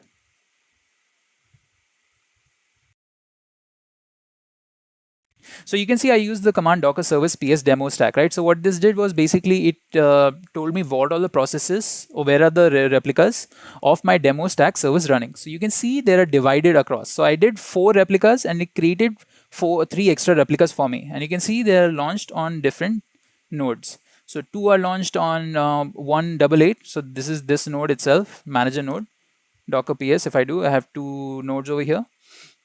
2 services. If I do a docker ps, okay, these ones are inactive. Let me restart. All right, it's gonna take way too long. So you guys can see it from here itself. They're running on different nodes. All right, so this is your Docker service that you have deployed using Docker stack deploy, and we learned about the Docker service scale command also. There are more rolling updates where you roll new updates. Like if you want to update your servers to newer versions. So suppose I had a specific version of HTTPD and I wanted to use another version of it, then I will go ahead and use the command docker service update the image I'm using. I suppose I wanted the latest version of HTTPD. If it's not the latest, I will go ahead and use latest, and the one that I want to replace, that is HTTPD I'm using right now. Okay. So this is how you would go ahead and perform any updates. So let's continue with AWS ECR. So what is AWS ECR? So we talked about Docker registries, right? So AWS ECR is basically a Docker registry. If you have Docker images and you want to store these Docker images, then you make use of specific Docker registries. Now, normally you would use Docker Hub, but we are going to go make use of AWS's own Docker registry, that is ECR. The full form of ECR is Elastic Container Registry. It is an AWS service. So AWS over here is the Amazon Web Service. It's a cloud provider. So they give us a lot of services on their cloud platform. So ECR over here, it is an AWS service that acts as a dedicated location for storing Docker images. Now we know that Docker images are basically used to create containers. So we don't share containers with our teammates or whoever we want to. We share images so that they can run the images on their own system. So to share it, we make use of Docker registries. Similarly, we have ECR. Once a Docker client has been authorized, it can pull and push to and from the ECR registry. So again, with Docker Hub, you just had to use the command docker pull and docker push because it already knew by itself. But with AWS ECR, it doesn't know that. So we have to go ahead and tell Docker that you have to work with ECR, and we have to allow authentication of our Docker host or the Docker client that we're using on our system. So there's a specific command. We will learn how to use that. Now, it is useful in a scenario when you don't want to manage dedicated storage images and you want to use other AWS services that make use of the image you have. So it is very useful to have. It's actually beneficial to use AWS ECR instead of having your own server to host images, because if your organization is handling a lot of services within AWS itself, maybe you're making use of EKS, that is Elastic Kubernetes Service, or ECS, Elastic Container Service, then you don't want to use your own dedicated server because you have extra things to manage. You would rather use ECR because it's already managed by AWS, and you can use it to reference your images on ECS or EKS and launch your application. So it becomes very easy to do that because a lot of authentication steps are reduced when you are using home built registry within AWS itself. All right, so let's continue. So ECR is a Docker registry. You can think of registries as storage locations for Docker images. So you have AWS ECR, you can store different versions of a Docker image like image 1, image 2, image 3. And once you store them, you can utilize it anywhere. You can even have other people access your registry and use it for their own purpose. You can have another developer from another team or a developer from your own team accessing the images you have.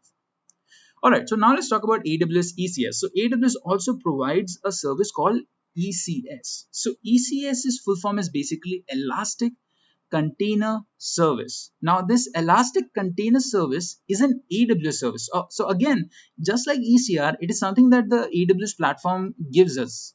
So instead of launching or having our own on-premise hardware where we have our own server running, we can make use of AWS's ECS service where we can orchestrate a software deployment.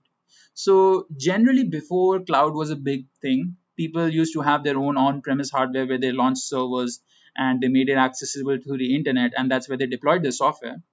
But to remove that all of the hassle of keeping and maintaining your own servers, what you can do is just make use of ECS, that is Elastic Container Service. So which basically does not require you to maintain any of on-premise hardware. You just have to make use of the services that AWS is providing you, and they will take care of they will take care of all of the maintaining and keeping up. All you have to do is just pay them. Now we'll be using the free tier version, so don't worry about paying. I just mentioned this because big organizations have to, pay for the services they use. Now, it acts like any other orchestration tools like Kubernetes or Docker Swarm. So we have tools like Kubernetes and Docker Swarm, which are orchestration tools. Again, orchestration tools basically help you to orchestrate a set of Docker containers or containers in general. And ECS does the same thing. So it basically does the same thing, but it's a direct service that AWS provides us. And EKS is also something similar to this. It is Elastic Kubernetes Service. So you make use of Kubernetes in that. It allows us to deploy, update, roll back, scale up our software deployment. So it does all of these things that a normal orchestration tool does. So now let's talk about what are the different things we'll have to define when we start using ECS. Now it's going to get a little overwhelming. Try to keep up, guys. Okay, so ECS, like I said, is a service and it allows us to orchestrate. So inside of the orchestration, when you want to, finally deploy your app, right? How will you do it? So there are 4 layers of configurations slash definitions you have to do when you, basically launch up your cluster and you deploy your software on that cluster. So first you have to do the container definition. Inside of the container definition, you're basically providing the image that you're going to be using for your final application. So let's say you're using 3 images for 3 of the features that you have. Then you basically mention all of those 3 images in your container definition. Then we move on to task definition. So task definition is basically the specification of what kind of resources will your containers be using.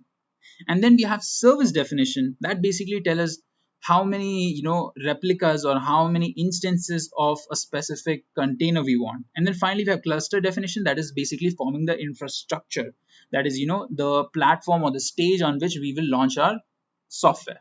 So you guys will get a little bit better understanding when we actually do it. So it's okay if you're a little confused right now. All right, so this is the basic diagram of how things go. So from ECR, we'll be pulling our images onto ECS, and then we'll be making either use of Fargate or EC2 technology within ECS. So ECS makes use of other services also. It makes use of ECR and it makes use of EC2 and Fargate. So Fargate is basically okay. Let me just give you guys EC2 and Fargate. So to do that, what I will do is I will come back to my AWS management console over here. So I'm right now in EC2 dashboard. So EC2 dashboard, if you guys have seen any of my previous videos, I am basically launching a server / instance of Ubuntu on which I can start doing my work, right?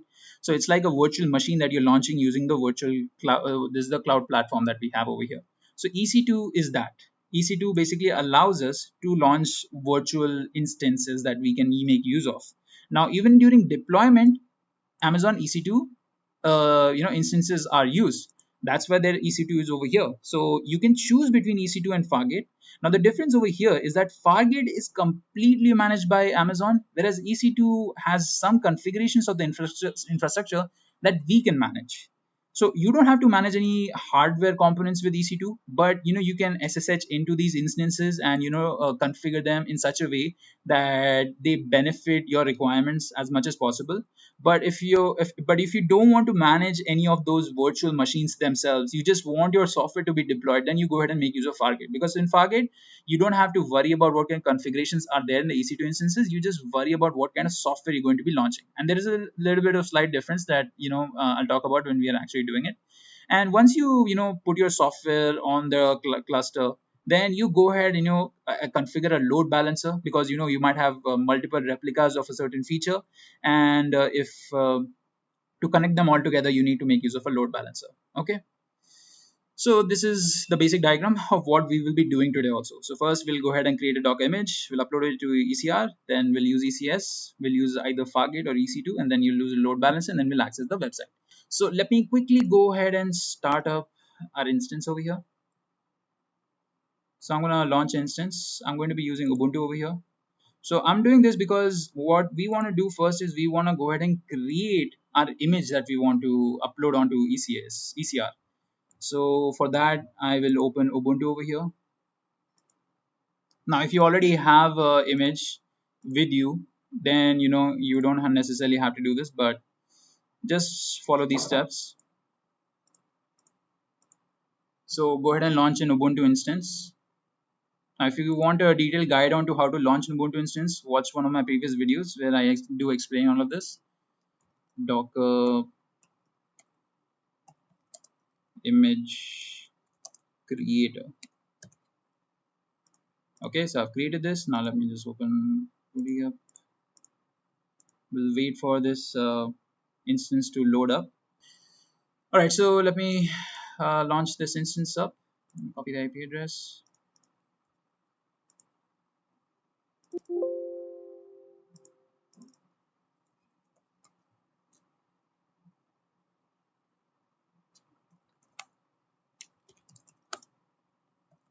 All right, so we're going to go ahead and create our Docker image. So for that, I want to install Docker over here.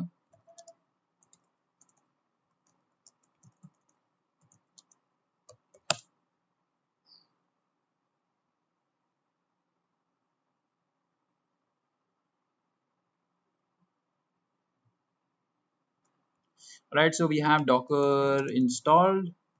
Docker -- version, we have Docker installed. Okay, so now what we're going to do is I'm going to create a new folder, project, and inside of this folder I'm going to go ahead and create a new file called nanoindex.html. so my file is going to be index.html.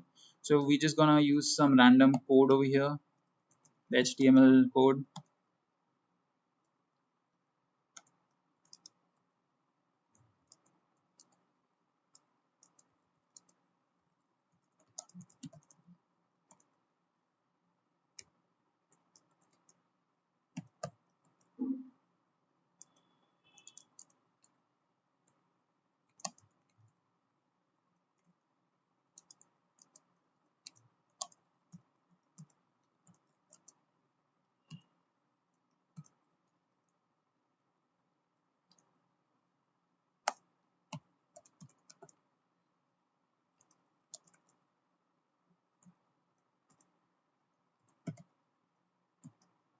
Okay, so we have a sample code. I'm going to go ahead and save this.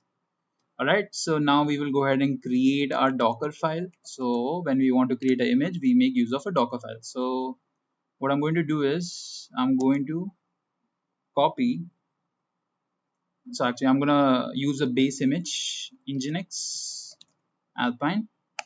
Okay, and then I'm going to copy my index.html to user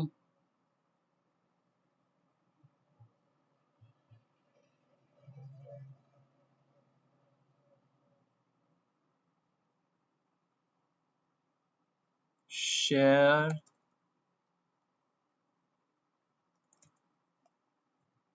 Nginx HTML. So basically what I'm doing is I'm running my sample website on the Nginx server.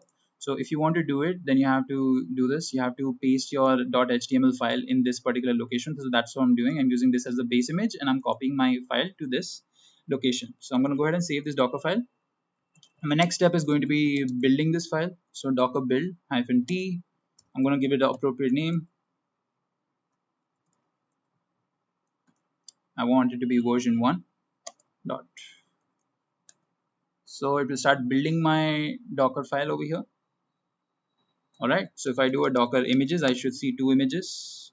We have our image with version 1 and we have Nginx because it had to pull the Nginx image to create our customized image. Okay. So now we have basically created our image. All we have to do is basically push our image onto our ECR repository. First, before we do that, you guys should make sure that a specific IAM role is attached to your this thing Docker EC2 instance. Sorry, yeah. Just if you don't, just click on Docker on the EC2 instance you have created. Click on Actions, Instance Settings, and click on Attach and Replace IAM roles. Then you can choose a role over here. I'm gonna show you guys how to create a new role. So I'm gonna click on EC2 ECS role. Then if you don't have one, you can click on Create New Role. By then I'll apply this. All right.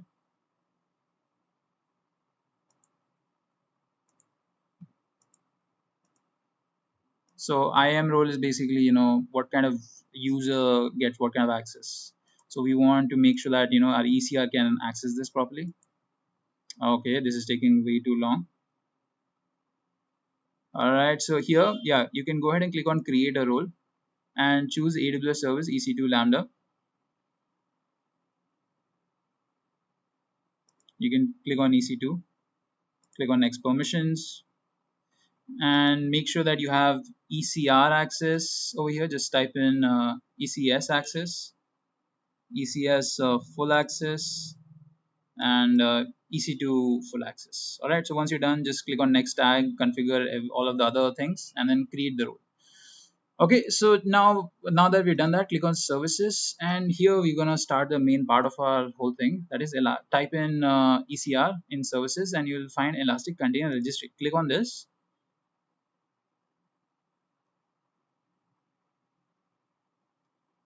So it's going to take us to the container registry.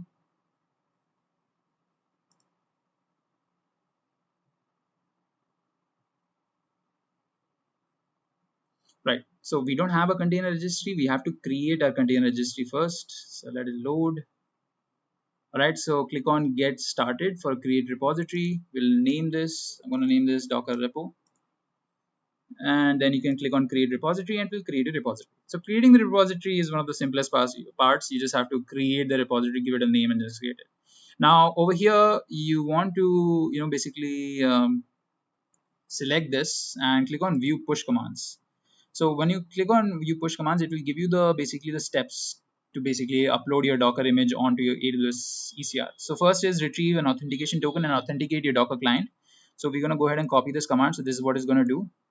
Also, we need to basically install AWS CLI because it asks us to use AWS CLI. So we have to go ahead and install AWS CLI. So we're going to do apt install AWS CLI. Right. So made a stupid mistake. Let me add one more L. Oh no, actually one L it works. All right, so yeah, it was double L. I had a brain freeze moment over there. Don't judge me. Okay, so it's basically downloading the AWS CLI. So AWS CLI is basically the AWS command line interface. So you can run all the AWS commands from your instance when you've installed AWS CLI.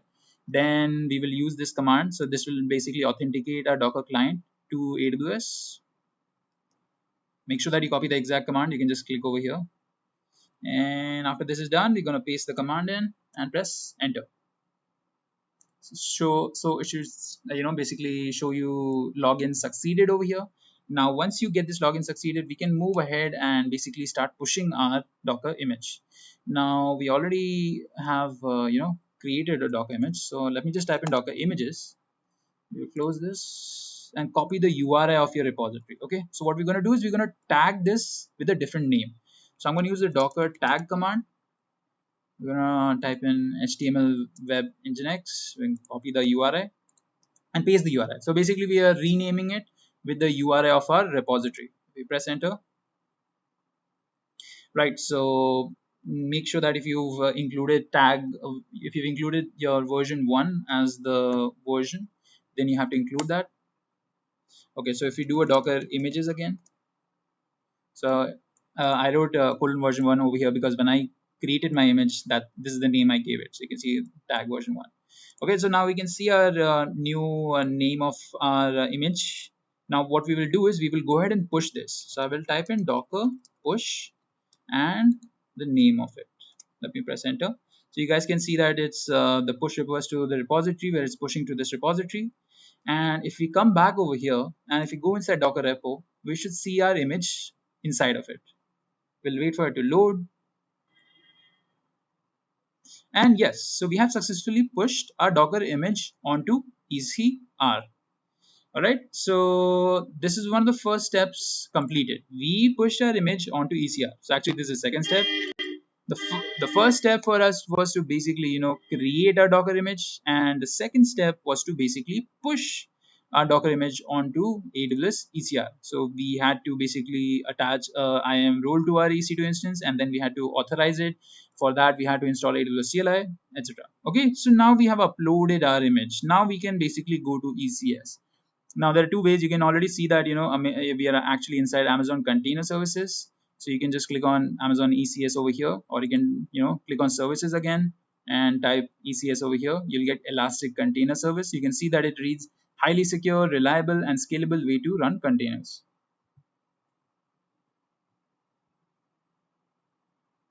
All right, I want to see if my image is running at all or not. So if I do Docker images, let me actually check if my image is running at all or not. Because if it doesn't run, then there's no point in doing all of this. So Docker run -it-d. I'm going to publish this on the port 8080. And we're going to use this name. Press enter. Right, so we need to basically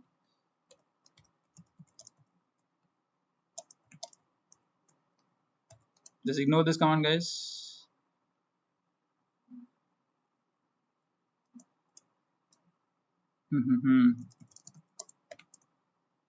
Okay, so we don't have any containers created. Okay, so let me just bring that command up again. Okay, so make sure that you add the whole name. That is v1. That is a version of your image also. Okay, so press enter and you will see your Docker container running. So yes, it is running. Let's make sure it's up and it has not exited. Hooray, it's not exited. So I can check over here itself. Let's do a local curl the local host since it's on the local host. Okay, so we can see our container is successfully running. So our website is successfully running on our basically on our host system. You can also check this by checking out your EC2 instance's IP address. You paste it in the browser. Oh, it is loading. Forgive my internet, it's a bit slow. So I'll read some question. Okay.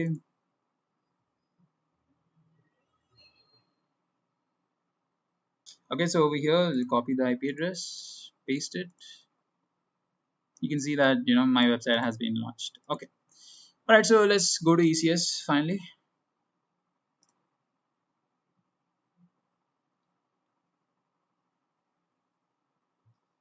All right, so there are a lot of different things. Let me start off by showing you guys this.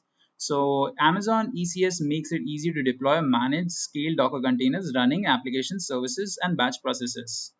ECS places containers across your cluster based on your resource needs, and it is integrated with familiar features like elastic load balancing, EC2 security groups, EBS volumes, this for storing data, and IAM roles. So you can see that a lot of different AWS services are basically working together to form the basically help you deploy your application or website. Let's click on get started. So this is easy for beginners. So over here you guys can see again how the definitions happen, the layers of how it happens. You have first container definition, task definition, service, and cluster. So container definition is basically choosing an image for your container. So you guys, if you guys are working with this, just go ahead and choose any of the random ones, or if you've created a container with me, you can click on configure over here for custom image, or you can choose sample app on Nginx. Over here I'm going to give this the name simple, or let's say sample website, or no, I want to give it a name awesome website.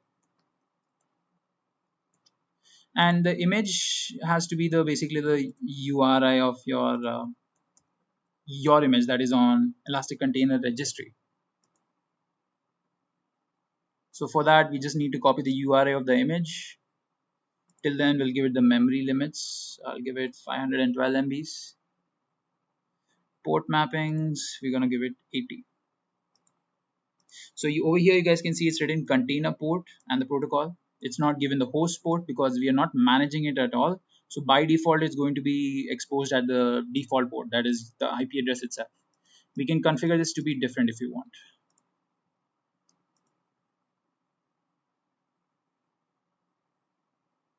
Alright, so let me copy the image URI. I'm going to go ahead and paste this over here.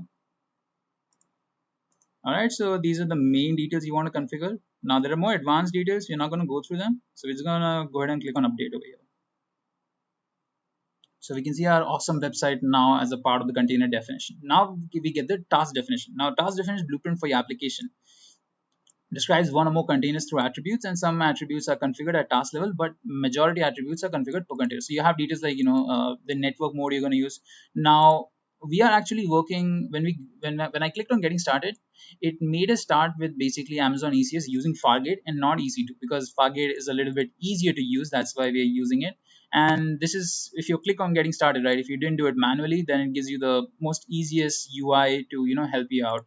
And it's already configured a lot of things that we don't need to change right now. As you can see, we don't really have to change anything over here. It's already given everything. So it's going to create a new task execution role to execute this task. It already has a network mode for AWS VPC. Now, if you were using EC2, then you can change the network mode also. You can choose other things, task memory, task CPU. So you get to assign it if you're doing it by yourself manually. So let me click on next. So do we want a load balancer? Yeah, we can go ahead and click on this load balancer over here. So it will automatically create a new load balancer for us and even a new security group. So it's going to be doing everything for us. So I recommend you guys also use the getting started option. And click on next. Cluster's name, we're going to give this a different name. Awesome cluster. All right. So this is the cluster, configuring cluster. So within service, we had configured what kind of load balancer would be used. And you guys can also see in cluster service that number of desired tasks. We only gonna have one task. That means only one replica. And this is, not something that is desirable normally, but, we are just right now deploying, we just want to deploy our website on ECS. Simple, Then click on next again, give the cluster name, and it will start creating all of this. So before you create it, you can review all of your details. Click on create. All right, so it will start creating all of these. So it's gonna take a few seconds for this, or maybe a few minutes. So let's go to first task definitions. So actually we'll go to clusters, task definition, load. All right, so we will start off by creating a new task definition itself. So this is automatically created. So what we will do is, we will try to do it ourselves now. So doing it ourselves will be a little longer process, but let's go ahead and do it. Create a new task definition over here. So I want to show this to you guys because, then you will understand how it works. So here, when you create a task definition, it asks you for a launch type. So over here you can see Fargate and EC2. With Fargate and EC2, it tells you all the differences also. So the Fargate, right? When you work with Fargate, the price is based on your task size. So depending upon how big your applications are going to be and how big your tasks are going to be, it's going to price you on that. But whereas with EC2, the pricing is based on how many resources each EC2 instances is using. All right, so and this requires network mode AWS VPC, and EC2 requires multiple. It has the availability to use multiple network modes. With AWS manages the infrastructure. No Amazon EC2 instances to manage, like I said earlier. And with EC2 instances, self-managed infrastructure using Amazon EC2 instances. So let me just show you guys with Fargate again. This configuration will take a lot more time. So let me just show you guys Fargate. It's very similar. The only difference is that you just get to manage and SSH into your EC2 instances in this than with Fargate. So click on next step, and we'll give it a definition, task definition name. I'm going to give this awesome, or let's give it a new name. Let's give it beautiful task. We're going to give it task role. So task role, guys can go ahead and choose ECS task execution role. So this is an IAM role that can use to make API requests to authorize AWS services. So if you make use of other AWS services like ECR or any other service, then you can go ahead and use your ECS task execution role. Then network mode you can leave as AWS VPC, and I don't think you can change it because it's Fargate. It has only one mode, that is AWS VPC. All right, so task execution IAM role, we're going to leave it as default. Task size, we can go ahead and make this 0.5 and make this 0.25 CPU. So as you guys can see in a task definition, we are defining what kind of network mode, what kind of task execution role, and what kind of memory and CPU needs to be used. So the task size allows you to specify a fixed size for your task. So you'll be priced basically based on your tasks, right? So task size required for tasks using Fargate launch type and is optional for EC2 launch type. Container level memory settings are optional when size is set. Task size is not supported for Windows containers. So this is for Linux containers. So let me go ahead and add our container. So you guys can see container definition. Now container definition is the over here. So let me go ahead and give this name again. So to differentiate it, I'm going to name this beautiful website, and we're going to copy the image URI again, paste it over here. We don't need private repository authentication because it can directly access AWS ECR without any problems. Again, we will set the memory limits to 512 MB. So this is like limits for how much your container can use. Then over here again with port mappings, you can see that only container port mapping is necessary. Host port mapping are not valid when the network mode for the task definition is host or AWS VPC. So that's the case with Fargate. Okay, Fargate already does all of it. So let's go ahead and click on add. Then service integration, we don't need to configure all of these. You can go ahead and add a volume also if you want. You can choose the type of volume, bind mount or EFS, give it a name, and you can configure all of these details. Okay, let me just cancel this. I'm not going to need this right now. I'm going to click on create.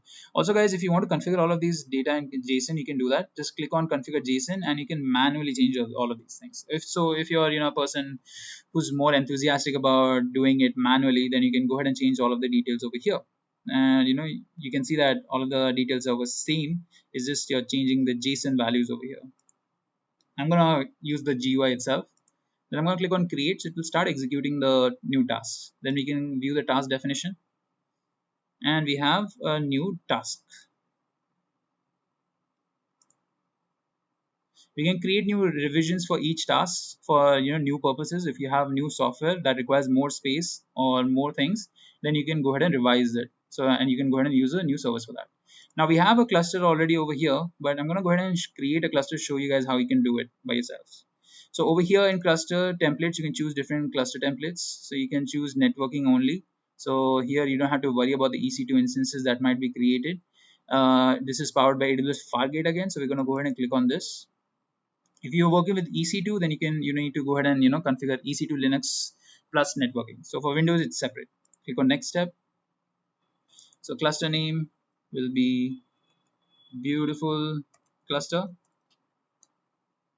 Now we can go ahead and create a new VPC over here. For this, uh, if you guys don't want to configure it, you can just leave it empty for now, and we'll just create a container cluster. So now cluster is created. Now we can view the cluster. All right, so we don't have any services running on this, so we don't know how many number of tasks we want to run. So we're going to go ahead and click on create service.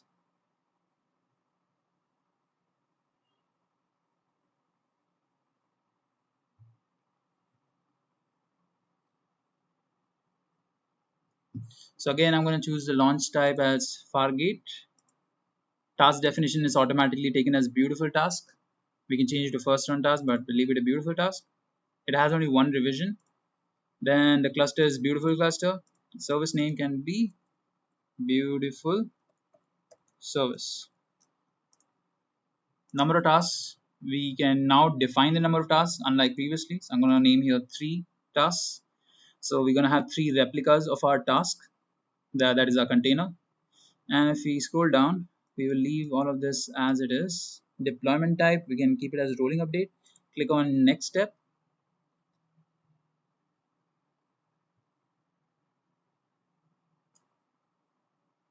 All right, so cluster VPC, we can go ahead and choose this one, subnets 2B and 2A.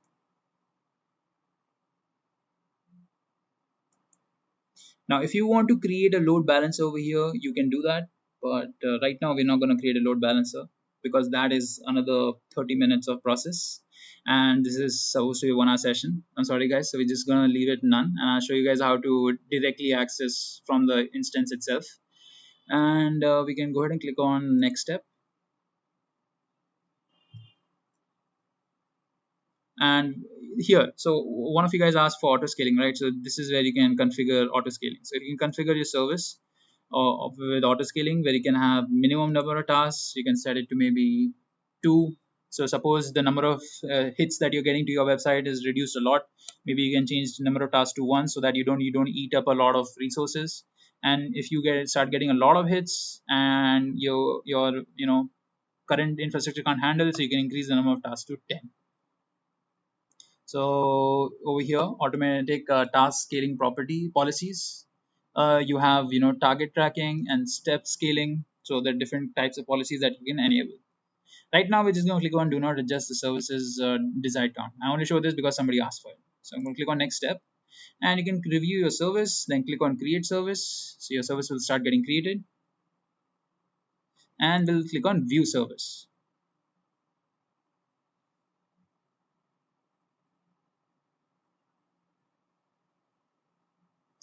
All right, so we should have 3 tasks running over here. We have 3 tasks. Well, it's being provisioned right now. So we'll wait for this to get refreshed. We can refresh over here. And if the status changes to running, we can go ahead and view that status. So right now it's pending. So we have running count 2. All right. So guys, we have successfully deployed our web application on our ECS. We have multiple tasks running. We can click on one of these tasks, and it will take us to the details of the task. And this is the IP address, public IP. So if you guys want to access it, just go ahead and copy this IP and paste it and go. And you can see that the website has been deployed successfully. Okay, so we should have ideally included a load balancer also. So just in case, if you guys want to know how to create a load balancer, just go to EC2 dashboard and scroll down on the left hand side. You'll find load balancing. So click on load balancers and go ahead and click on create a new load balancer. HTTP, HTTPS, click on create this, and you need to enter a lot of the details over here. Okay. All right. So guys, that was it for this session. So let me just reiterate what we did in this whole process. We basically deployed a very simple app using ECR and ECS. So what we did was we created our own image, Docker image. It was a simple website.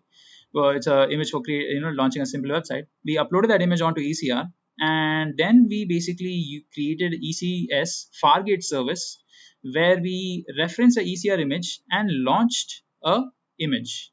Now you can make use of load balancers if you have multiple replicas, and load balancers basically divide the tasks, divide the hits on different tasks, so that you can equally based on how many resources one has available, based on that it gets divided. If one crashes down, the other is still available, so that improves our availability of our website also. So this is what I'm going to be doing, guys. I will go through a little bit of theory about monitoring, and then we'll go into the practicals and actually learn how to do it. So disclaimer, these are the technologies we will be using. We will be using Node.js, and we will be using Docker, and we will be using Prometheus and Grafana. So if you want in detail videos about those topics, you can go ahead and check them out. We have them. Now let me come back to continuous monitoring. So every software that we develop, right, it has to be deployed. So once we deploy it, once we give it to the end user, you feel like your work is done, but no, it's not actually done. You still have some work left, and that is the monitoring part. It is very, very important to monitor any kind of software or system or server that you have in your production environment, because you want to get insights in what's happening, what's happening in the actual market. You can't just push it out and be like, okay, so mera kaam khatam, my work is done. You can't do that. So you have to know what's going on. How are your customers interacting with the application? How is your application doing when there is a certain amount of users coming in? Or how is it doing in this kind of condition? Can I reduce the amount of resources? Because, these resources cost a lot of money to use. And I want to reduce as many resources as I can, but give the same efficiency. So all those things, right? You need to understand how you can improve upon those things. To do that, you have to monitor them. So you have to monitor how your application is doing. You have to monitor how your software is doing. You have to monitor how your systems are performing. So all of those things are very, very important. So that's why we monitor. We gain insights from those monitorings that we do. And based on those insights, we improve our already existing software development process, or whatever software that we have deployed that itself, or the system on which we've deployed, or the server, right? So that's why we monitor. All right, so let's move on.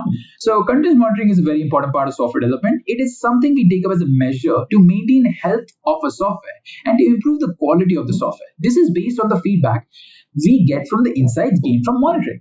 Now, there are a lot of different companies that do this. Like almost every company does this. I actually guarantee you, even Grade Learning does this. We monitor data, and all those other companies also monitor data. So you have companies like Spotify, Windows, Adobe, Amazon, Netflix, Google, Bose, Slack, IBM, Adidas. All of these companies are very large companies. They have different kind of products, and they have different kinds of services that they all provide. There's no one like single domain that you can point out other than Microsoft or Google or Amazon. All of them have different kinds of services and products that they provide to customers. So since they have so many different types of products and services, they need to improve upon them continuously. Otherwise, they lose their customers. So what they do is they monitor everything. So Google, right? That's a very good example. Google monitors everything. If you're watching this on your phone, I can guarantee you that Google is probably listening to you, talk to your family, or, even listen, see me watching, even see you watching this session itself. That will become a part of algorithm that studies you. And it's basically a type of monitoring where you're being studied, your customer habits are being studied, and based upon that, they're forming a picture of you. And based on that picture of you, they give you ads. So a lot of companies do this, even Microsoft, even Amazon. Almost every company I've listed here does this. So there is some kind of monitoring always happening, and there is a lot of deep level monitoring also happening. Now, they do this to improve their business processes and to improve their revenue in general. Okay. All right, so these companies, right, they produce a lot of different types of data. You have your system performance data, you have your machine performance data, your server performance, you have the logs that are being produced. So every software or every system that works produces logs. These logs are important because you want to know why something goes wrong. To understand why something goes wrong, you study the logs. And you even, study the metrics coming in from all of these things. So metrics and logs differ in the matter that logs define the problem, whereas metrics alert us about the problem. All right, so we will understand about this a little bit later. So let's continue now. So we just understand that these companies produce all this different kind of data, right? So they produce this kind of data, and what they do is they take this data and they create visualizations on this data. They create graphs, they create charts, they create gauges, they create heat maps, they create a lot of different types of graphs. If you are into data visualization, which I do recommend you guys check out, you can see that there are so many different kinds of visualizations you can come up with, and those visualizations look really amazing. And if you have good visualizations, you always are attracted to them, and visualizations help you get a better idea of what's happening. What would you understand more, an Excel sheet in which you have just numbers, or if you have a pie chart that details the portions of certain things? It's definitely going to be the pie chart, right? Okay, so that's why the companies produce data. This data has been visualized, and based on these visualizations, you get a lot of different insights. And once you gain these insights, right, you understand what's gone wrong or what needs to be improved upon. And that's when the company starts raking in all the cash, all the rokada they start raking in, where they produce a really good software based on the insights that they gain, and that way customers keep on buying the product again and again. A good example of this is Apple. Apple understands what the customer wants. It understands what needs to be improved in the software or the firmware later onwards. So they give the best product that is available in the market, and people go after it like hungry hippos.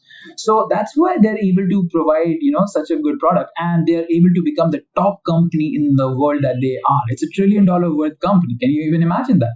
And then comes the scalability factor. Now, scalability factor is very important when you're a growing company.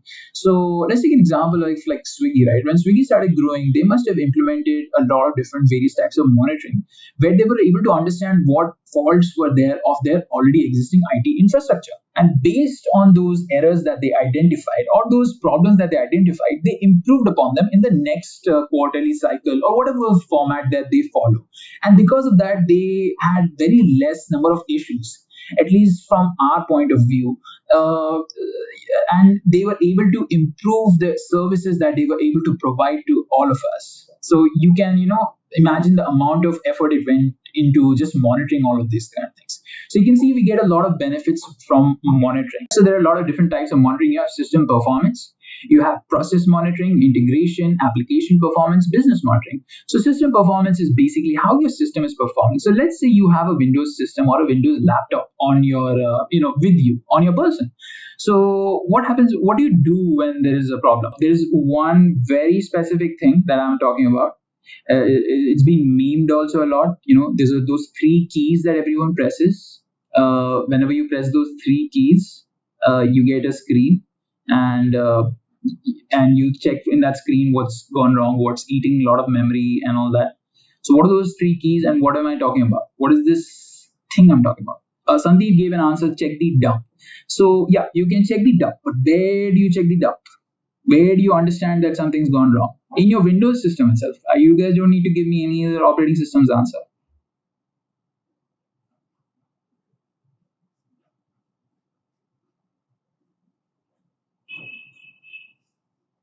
All right, so I'll just give you the answer, otherwise it'll take way too long. So it's the task manager, right? You do Control Alt Delete, and you get your task manager on, and you open your task manager, and your task manager basically shows you all the details, like how much CPU is being used, how much memory is being used, how much disk space is being used, how much networking is being, how much network is being trafficked. You can even check the performance. So this is like another form of monitoring of the system. So you're monitoring your system to understand what's gone wrong. If you see that there's a performance dip in a certain application, you look at what's gone wrong over here, right? So you understand that this specific, if you're playing a game and that game crashes, you open your task manager, and in that task manager, you identify this game is using way too much memory, and you don't know why, but you at least get to know that this game is the thing that is at fault. So that's where your system performance comes in. You check out your system's performance. If it's very lacking, you have a set of assumptions that you go with. You have an assumption that your laptop is working really fine. But if you see that it's not working fine, then you have to identify. So that monitoring tells you that where the problem has occurred. Similarly, you have process monitoring, where you check for each process. how well that process is working, how much resources is it using out of the resource pool that's already been given. And then comes integration. Now when I talk about integration, I'm really talking about how all the different parts of software are integrated together, like the database or the middleware or the front end and the back end. How are they all connected together? How well are they connected together? Is some one thing going to spoil the whole thing? So we have to question that. So that's, again, monitoring, that's where it comes in. Then application monitoring. So application monitoring is the software that you deploy. So you want to see how well your software is doing. You will obviously have a set of assumptions for how your software will be doing. And based on that, you will gain insights whether it's doing perfectly fine or even better than you thought, or it's not doing well at all.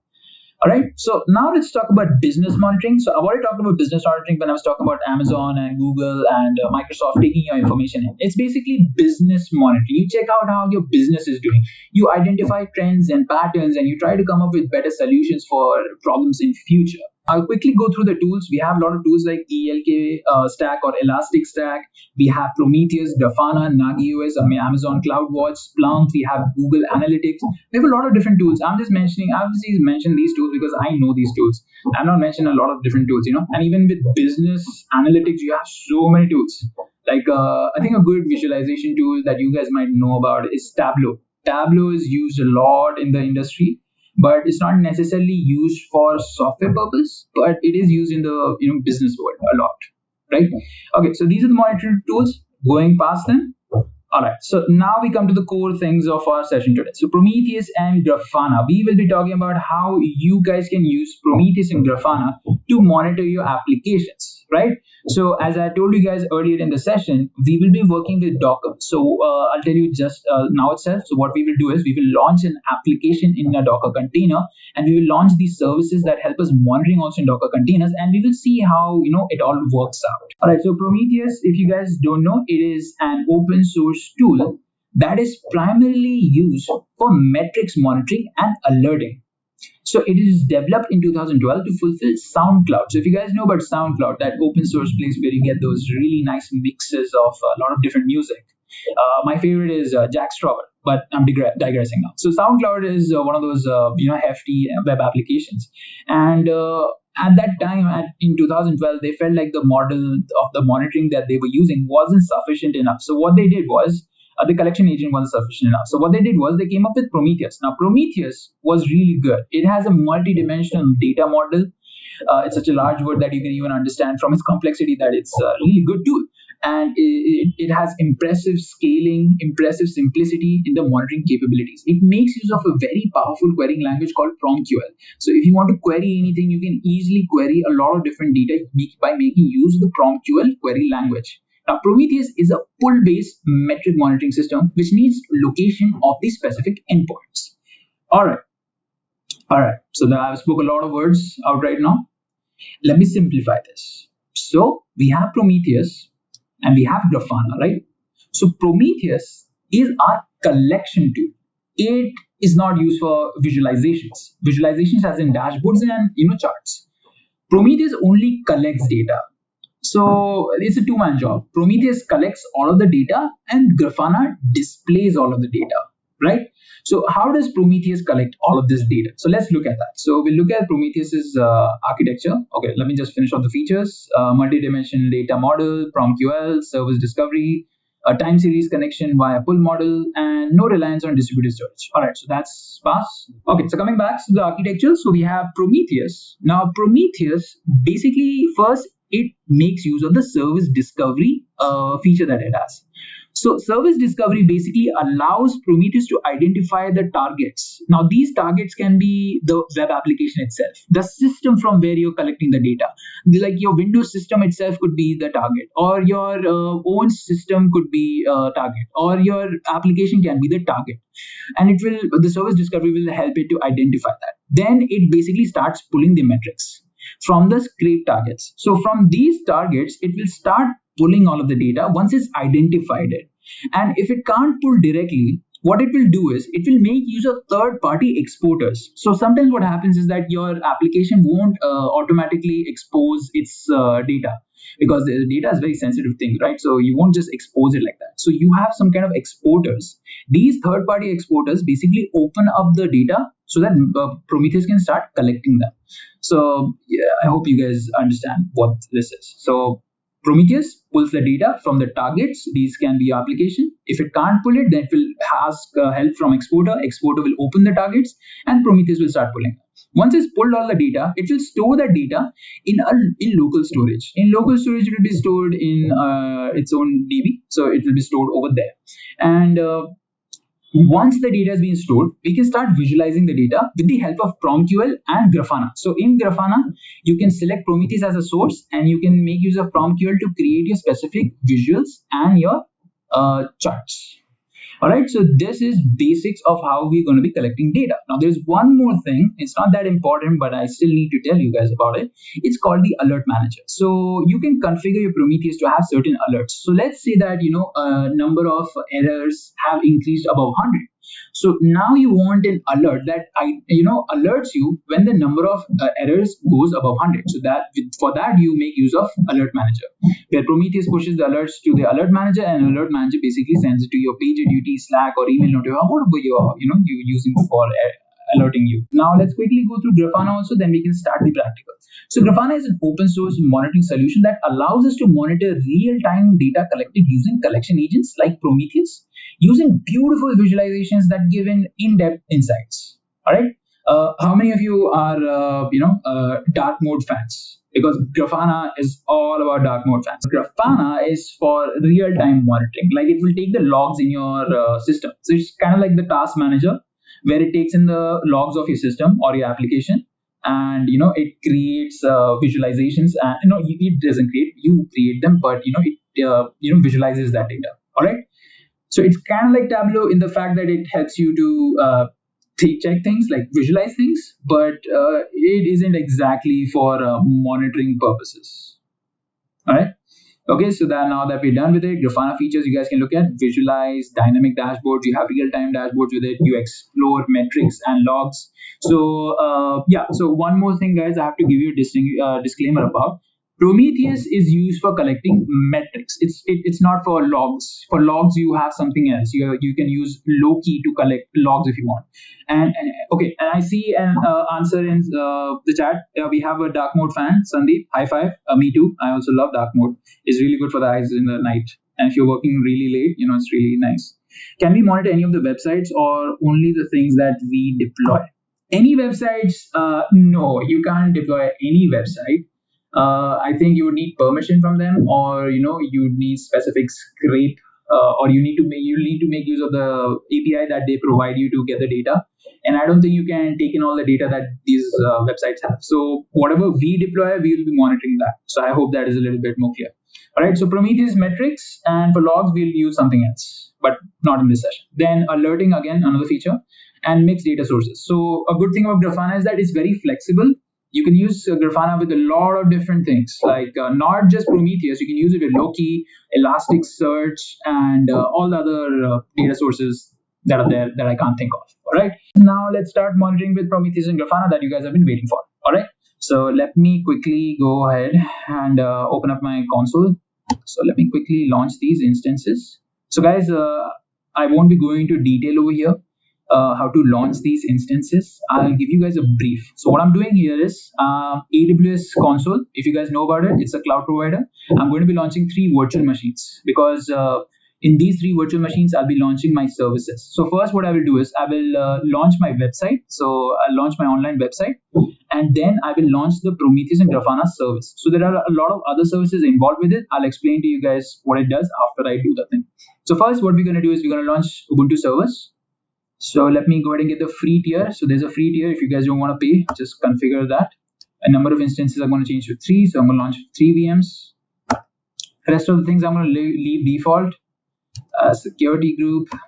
I'm going to configure all traffic and any source. Then I'm going to click on review and launch. And I'm going to launch this. I will use this key pair because I have the private key installed on my system, downloaded on my system. All right. So, so Joel, I saw that you redacted your message, but I saw your choice. It's all right. You can be proud. just because I am not a big fan of it doesn't mean you don't have to be. I saw the light mode that you're a light mode fan. It's alright. Light mode is also pretty cool. It looks really nice, Light mode, it feels like you're in heaven. But to each his own. So let me go ahead and type in the names for this. Let me just put them node 1. Let me call this master, and I will call the rest of them nodes. Or let me call these workers. Worker 1, worker 2. Alright, so I have these launched. Let me quickly put them up.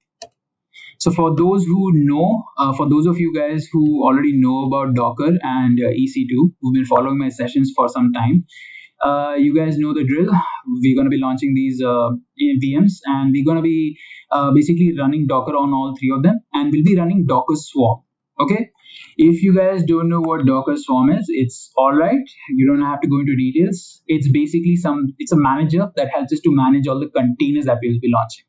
All right, so let me go ahead and get root access. I will go ahead and update this, and I will install docker.io.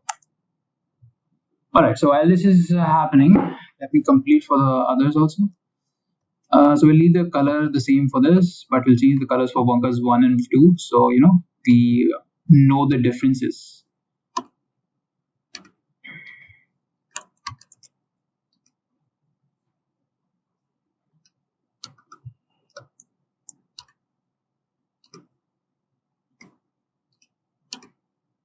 Choose what you like.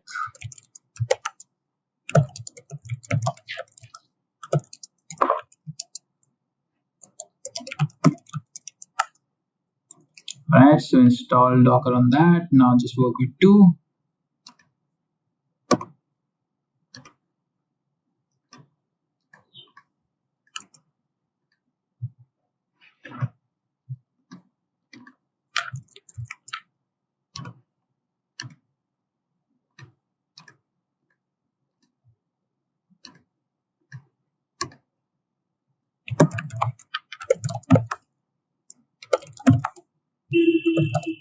Update the instance and install docker.io. Right?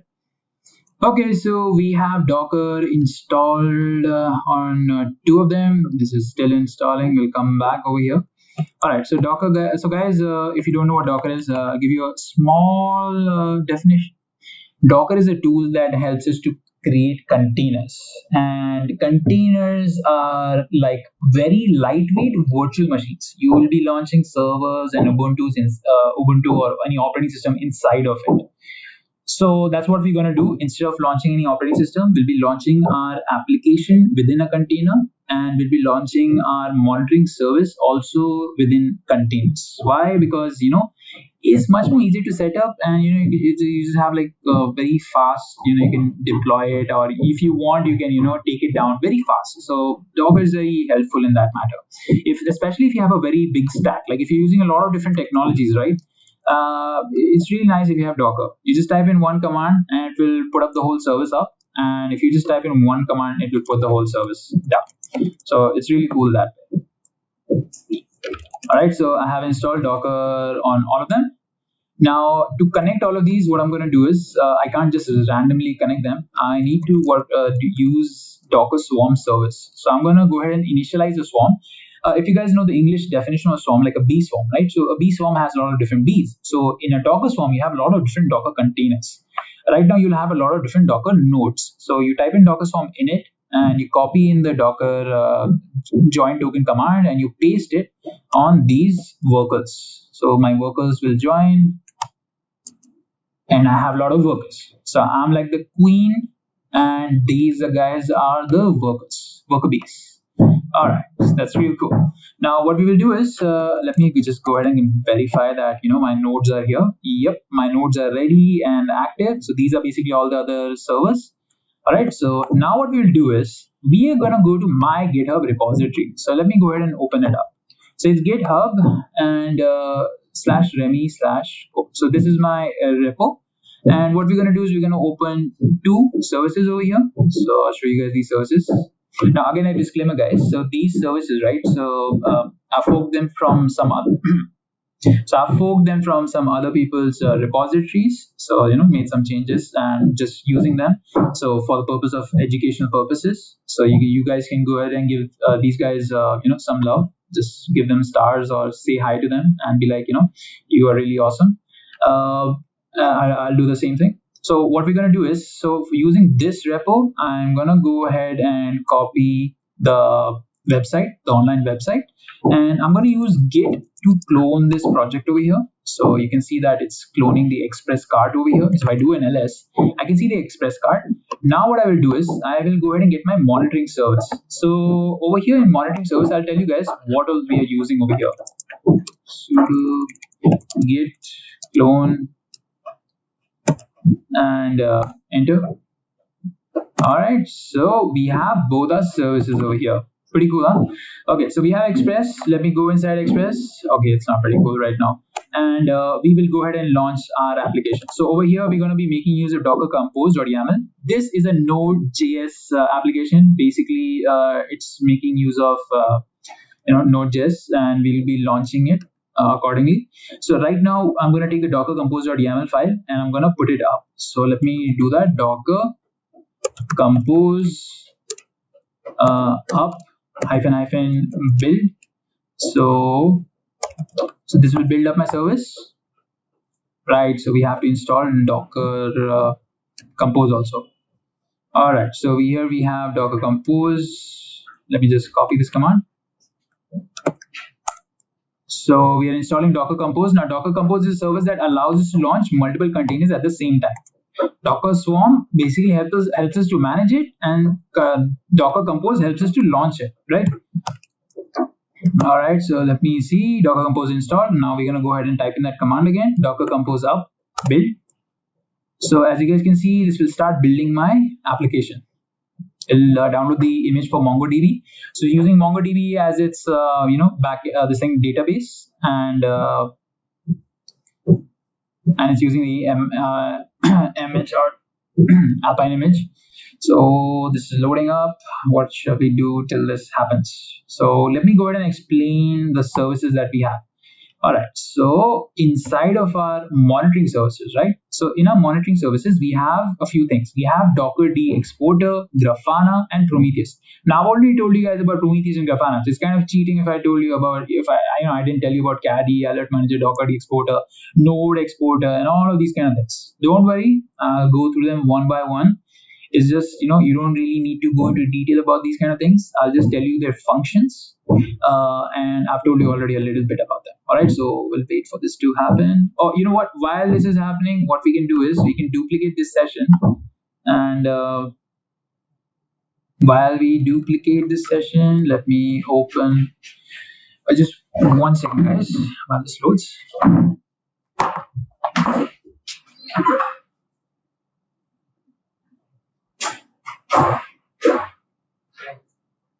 Hey.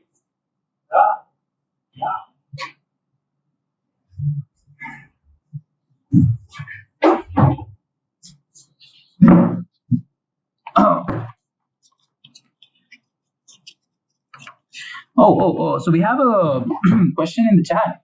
That's nice. Priyadarshi.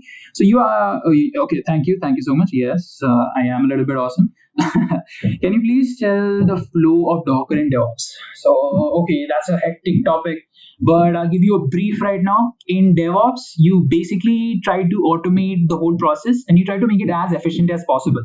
So what Docker does is, right, it does two things. It first helps us to maintain consistent environments where you can, have the same kind of environment across a lot of different servers. And that is very useful when you have to, transport code over these servers. Why are you transporting code over these servers? Because you want the code to go through a lot of different processes like building process, testing process, staging process, right? So you make use of Docker containers to launch environments that help your code, remain in a consistent environment even though they are on different servers. So that's what basically Docker helps us to do. Another thing that it helps us to do is basically deploy software. That's what we're doing right now. As you guys can see, we have one software that is being deployed. All right, so I hope it's being deployed. What we're going to do is we're going to take the IP of the master and we're going to go to port 111. So that's where the Express card opens up. Apparently it's throwing an error. Let me just check out the error.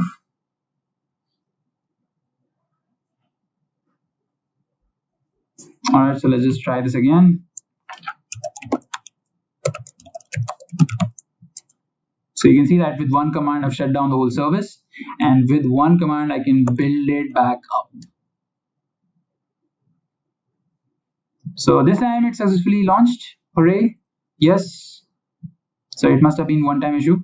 All right, so let's go ahead and refresh this. Fingers crossed. Or you know what, we'll just wait for this to load. All right, so while this is loading, let me come back over here. We'll head to our Swarm Prom. That is our monitoring service. So over here, you guys can see there are a lot of different tools. So I want to show you guys the Docker Compose file mainly over here. So in the Docker Compose file, you guys will understand what all services are being used.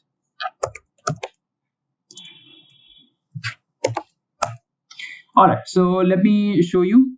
We have a network, so we're using one network, that is the overlay driver, to connect across the basically nodes. We're using 3 volumes, for one for Prometheus, Grafana, Alert Manager. Configs, I need to tell you guys, services, so Docker D exporter. So so Docker, whenever you install, so it has its own engine. So to understand how the engine is working, So the engine itself does not expose its own endpoints. So I told you guys about exporters, right, that help Prometheus collect data. Sometimes some things don't expose their data just like that. You have to ask them to do it. So Docker D is an exporter that helps us to basically, it knocks on Docker Engine's door and asks us, please, can you give us your data? And then it allows Prometheus to collect that data. All right, so that is your Docker D. Now, CA Advisor, this is something that is very important that we'll be talking about. So CA Advisor it's again an exporter. So what this does is it basically helps us collect data on containers.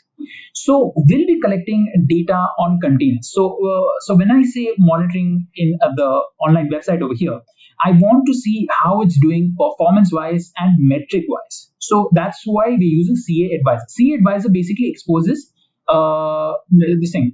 It exposes endpoints through which Prometheus can collect data on all of the containers that are running all the places. So that's your CA Advisor. So that's why we're launching a service for CA Advisor. Then we have Grafana. Again, I've told you guys about Grafana already. So let's skip this. And we have one more one that I want to tell you guys about. Alert Manager, I've already told you guys about.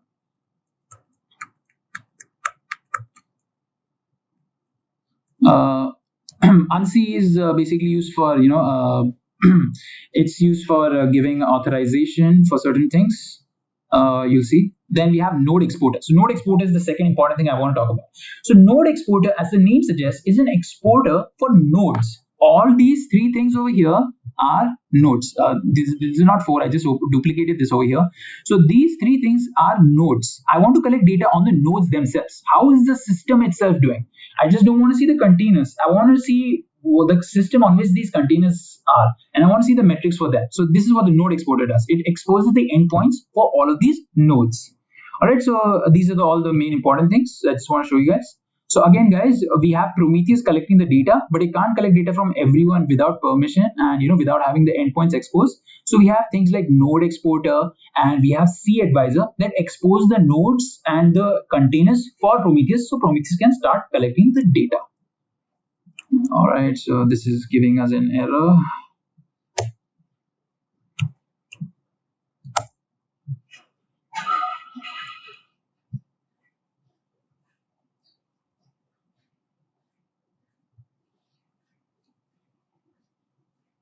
All right, I understood why it's giving us the error. Let me go ahead and change that setting. All right, so we'll go to config and we will head to inside config. We have to, let me just head to config. and we have to open up settings.json. Yes, so let me go ahead and open settings.json.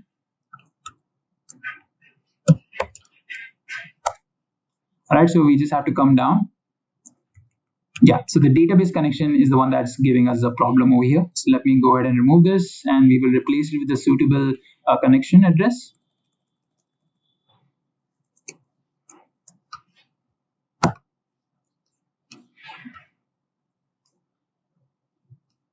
So this is the connection address. You guys can copy it from the URL also. All right, so I'll go ahead and paste this. Oh, I messed it up somehow. Let me just try this again. No. So database connection strings.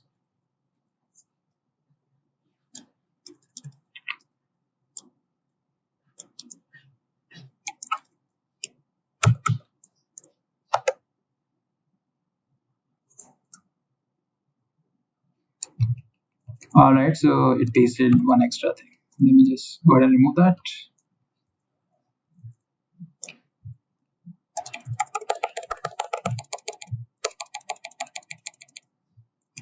All right, so yeah, we have it, right? MongoDB.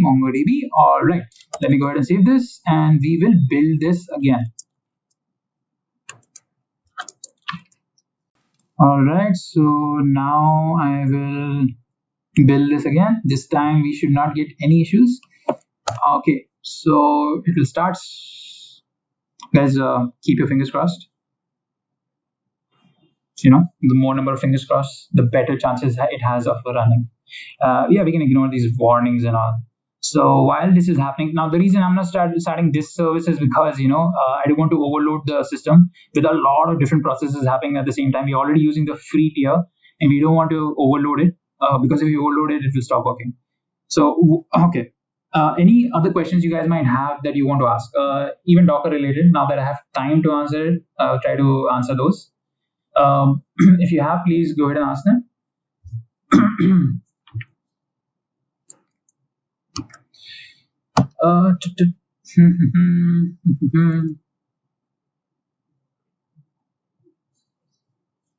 So I'll just tell you how this is working out. So basically, it's using MongoDB as its database to store the data, and it's basically using Node JavaScript to run. So we're using Node.js and npm to run this. Npm is a Node package manager that helps us to download the packages. So what it's doing is basically in the container that it's creating, it's downloading the packages that are required to run our application.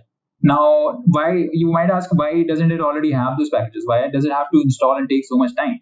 Well, that is because if you have all the packages, right, it's going to be, the size of your whole package is going to be like extremely big. So you can't easily, transport it or transfer it from one place to another.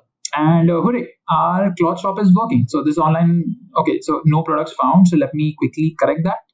So I will do a docker ps. Right, sudo docker ps. We have a container running over here. We just need to enter that container. Sudo docker exec -it express cart. Actually, let me just go ahead and make sure of that. Express cart, and then we'll run npm test data. And I'll enter this through bash, and we are inside the container. Now we basically inputting some test data. So this is the test data that this person has put up, and then it will start working with the test data. All right, so let's just exit, and if we go ahead and refresh this, yeah, here you guys can see all the data has been come up. You can add to cart, and it will add to cart and everything. Added to cart successfully. So this is your running online website. So guys, a false promise that I could not deliver on was a online bookstore. So I delivered on an online store itself. So I hope that's totally fine. The whole purpose was to show you guys how to monitor things. So now that we have a service running up, now we can quickly go ahead and run our Docker monitoring service. So finally, we will get to deploy this. Let me go ahead and type in the command docker. So this one, we're going to be using Docker stack to deploy. So that is Docker stack deploy, and the name of our Docker compose file.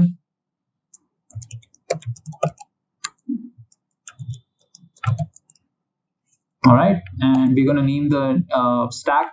I'm going to say this monitoring stack,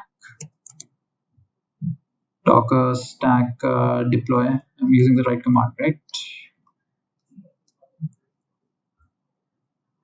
Right. You forgot the -c. That's what happens when you don't have root access, guys. Gives you all these nonsensical errors. But it's all for the best practices. So you guys can see that all of our things are being created, services are being created all over here. And if I do a Docker PS, you guys will see an avalanche of containers being run. Docker PS. Now let's see if I press enter. Now you guys will see an avalanche of containers being run. You guys won't even be able to identify what's happening where. So let me, change the settings for this. Make this a little smaller. We're almost done with this also, so I can have the liberty to, show you guys how it all looks, how nice it looks. And all right, so let's just do this again. And now you guys can see all the containers a little better. So you guys can see, you have your Swarm, Grafana, the alert manager, the Prometheus, and you have this is the C advisor that helps you collect data, Docker D exporter, Caddy, Unc, and Node exporter. So guys, two things over here. So your Node exporter and your C advisor, right? They will be running on all of the workers. Why? Because we want to collect data from all of the nodes and all of the containers. So you have to run those exporters on every node from which you want to collect data. Otherwise, it won't be able to collect the data. So you guys can see we have Caddy and we have Node exporter and we have C advisor also over here. If we do the same in the other one, if I do a Docker PS, all right, so you guys can see the same result over here. So this is Docker D export and Node exporter. My bad, right? All right, so let's come back and now we will access our monitoring stack. So first to access the monitoring stack, I'm going to go ahead and copy the IP address of our system and paste it. And we are first going to go to Prometheus. So Prometheus is our collection agent, but it still has a GUI. You can access it. So you guys can see the authorization I told you about earlier. Just type in admin, that's the username and password. Obviously, in production environments, you can't use this admin. All right, so here you guys can see it's just showing the graph. Let me go ahead and show you targets. So targets are the most important things. Let's just close all the other clutter. You guys don't need to get more confused. All right, so we have our app and we have our targets. So targets basically tell us where Prometheus is collecting data from and is it successfully collecting them or not. So here you can see the C advisor, that is for collecting data from containers, is totally up. It's all up and it's all collecting data. You can even see the scrape duration and the last scrape over here. Whereas Docker D exporter is not working. Why is it not working? Because they're all down over here. The servers. And why is it down? Well, the reason to tell you is, like Joel asked over here, are cases where exporter fails to collect data. So here the exporter has failed to expose the endpoints through which we can collect the Docker client's data. So over here we have, if I do a Docker -- version, right? So the Docker engine that is over here will actually won't expose any data because even though we're using Docker D, it's an experimental thing where you collect the data for a client. So you have to enable certain metrics. You have to go into a JSON file and configuration.json file, and you have to enable that setting where it allows Docker D to expose the points. So that's a lot of hectic things. So I just wanted to show you what happens in case something fails also. So right now this won't be collecting any Docker client's data. So Docker client is basically your Docker engine, your Docker itself. But we still have the container data being taken up and we have the node exporter, that is the node data being taken up. And Prometheus always collects its own data also. Actually, not always. I have configured it in prometheus.yaml where we give it the scrape targets. So how Prometheus works is that you have to tell Prometheus where it needs to collect data from. You guys can see it over here. If I do an ls, we have Prometheus's folder in which we have the prometheus.yaml file. So if I go inside Prometheus and if I go inside the conf file, and I will open up the prometheus.yaml file, you guys can see this is the Prometheus YAML file. Here are the global configurations where the scrape interval is going to be 15 seconds. So it's going to be scraping data every 15 seconds. And here is your scrape configurations where your job name is given and your targets are being given. So you can see that it's collecting data from Prometheus at this particular location. It's collecting data from C advisor. It's collecting data from Node exporter. So now let me go ahead and show you guys, how you can check the data out, how you can visualize it. So what we will do is we will go to this particular location, same IP, same port, just we're going to change it from targets to metrics. When we change it to metrics, we're going to get a lot of different metrics over here. You guys can see. So this also is an indicator of if you're collecting data or not. So you can just scroll down and you can see that this is the prom HTTP metric handler request total. So basically what this is doing is checking how many times you requested for data. So what we will do is we will close metrics. I have copied this. Let me just copy this. Let me copy this. And I will head to graph. Sorry, not graphs. Graph. Hello. Dude, the session new. Oh, sorry. Yeah, so sorry about the disturbance, guys. We're gonna go ahead and paste the query over here, and we're gonna press enter. When we execute it, right? So you guys can see. I see a lot of people have left, but it's all right. We have, if we execute this, you guys can see the graphs coming in. And if you check the console, you can see all the requests, all the particular logs coming in. Not the logs, the events. Right, so this is how you check it in Prometheus itself. Now, Prometheus can do some kind of visualization, but this is very menial, and it's light mode. So I don't really like it that much. So let's open up Grafana. Grafana is a really cool place. So let me copy this IP address and this port. I will paste it over here. We will head to 3000 port. So that's where your Grafana is available. Now, whenever you log into your Grafana, right, you have to give in the password admin, username and password. So let's just finish while to loading, finish it loading up. All right, so we're going to give it admin, login, and then you guys can give your own admin password and everything. All right, so I've logged in. Now with Grafana, you have to make some configurations if you're not using this service. So you have to make sure that your Prometheus is a part of the source that is over here. So first you go to configurations and you click on data sources. So in data sources, you have to make sure that Prometheus is selected as a data source. You can go ahead and select on Prometheus, and you need to make sure that the URL is as such. Okay, nothing else needs to be configured. You can just click on save and test. You will get data source updated and data source is working. So that's really perfect for us. It's very simple how you connect your Prometheus to your Grafana. Now the juicy part, where we go to dashboards, and I'll go to home.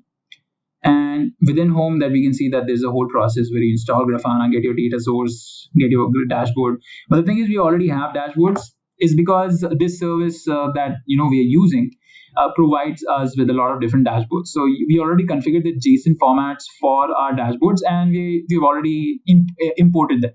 So here you guys can see all of them. So we have Docker Swarm nodes, Docker Swarm services, and Prometheus stats. So a dashboard for Prometheus, a dashboard for Docker Swarm nodes, and a dashboard for Docker Swarm services. So guys, we have Docker Swarm nodes. This is basically collecting data in from our nodes itself. So you guys can see the uptime, 29.3 minutes. How many nodes are up? 3 nodes. Our worker, 2 workers, and 1 queen. One master. And you have 3 CPUs. You can see the CPU idle time. You can see the CPU load by the node. If I check it over here, you guys can see it gives you the individual load by the node. So the one with the 91 is taking most of the load. So 91 should be our manager node. Yes, 91 is our manager node, and it's doing a lot of heavy lifting over here. You guys can see it's launching so many containers. That's why it's got a lot of load in the Docker Swarm itself. You can see the memory usage by the node. You can see the swap memory by the node. This disk input is not happening, or IOPS is not happening. So you can see the CPU IO weight by the node, and you can see the running containers by services. So we have certain services defined over here. Like you can see node exporter, Docker exporter, CAdvisor, Caddy, but you won't see our Docker, our website over here, because we did not launch it as a service. We launched it as a Docker Compose service. So Docker Compose service is a little different than your normal service, so that's why it's not showing it over here, but that's all right. We want to see the containers, so it's gonna take a few seconds to load in the containers. Reload, and you guys can see the container network traffic by the node. You can see the cluster members, all of those things. You can see that we have such really good dashboards for all of this. And if you want to add your own dashboard, what you can do is you can just click on add. Go to dashboard, and over here you will have option to create the first panel. You can select graph and you can edit the panel. You can go ahead and put in a prompt query. Let's say you wanted to put in the same query over here. Just take this query, you can go ahead and paste this query, and you need to select the data source as Prometheus, and you will see that it's showing the graph. So this is how you add basically panels. I can go ahead and save this dashboard, this new dashboard copy itself, and it will save the dashboard with one panel. That just shows us how many from HTTP requests are being happening. All right, so let's just come back to this.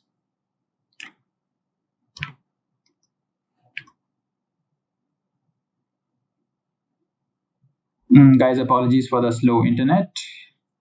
All right, so guys, here you can see how many nodes we have. We have 3 nodes, 1 stack, and 8 services, and 14 containers. So we have a lot of different containers, and this is the CA advisor data being collected over here. So Swarm services, so you're basically checking the containers individually and the services that are being collected over here. So you can see the CPU usage by the service, you can see the CPU idleness, you can see CPU usage by the container, and you can see the memory usage by the service, and a lot of different things like available memory and memory usage by container. And it's given the top 10 containers, but we have more than that. You can go ahead and configure it to have more containers over here. Right now we only have these containers running. You can even check the networking received by particular services, which has the highest one. If you check, caddy has the highest one, because caddy is the one that allows us to do all the authorization. So that's why it's been working hardcore over here. And we have all the network transmitted, cluster network, cluster IOPS, a lot of different options over here. And you guys can check even Prometheus data. So Prometheus samples appended, scrape durations, memory profiles, head chunks, block loaded, active appenders, and head block GC, reload count, and rule group eval duration. So you have a lot of different options that you guys can choose. All right, so guys, this is your monitoring the thing, the website where you're checking out specific API requests. If you want to create your own dashboard based on those specific API requests, you can just go ahead and take the PromQL query and paste it in and create your own dashboard. Or if you just want to check out how your containers or your nodes are performing, as we can see over here with the Docker Swarm nodes, we can see how the nodes on which our application is being launched. So on this, our application is being launched, and we can see how that particular node is doing. So we can see, first of all, we have 3 nodes, and we have CPU by the usage and system load by the node. So you can see all of these different details, figure out what if something is using way too many resources. You identify that problem, and you identify that 91 is using 600 MB. So you know that this is the problem, right? So this is monitoring using Grafana and Prometheus, your simple online web application. All right, guys. So I'll give you guys 5 minutes for end session Q&A. So please go ahead and ask questions. So there's going to be a little bit of lag, so I'm just gonna maintain silence.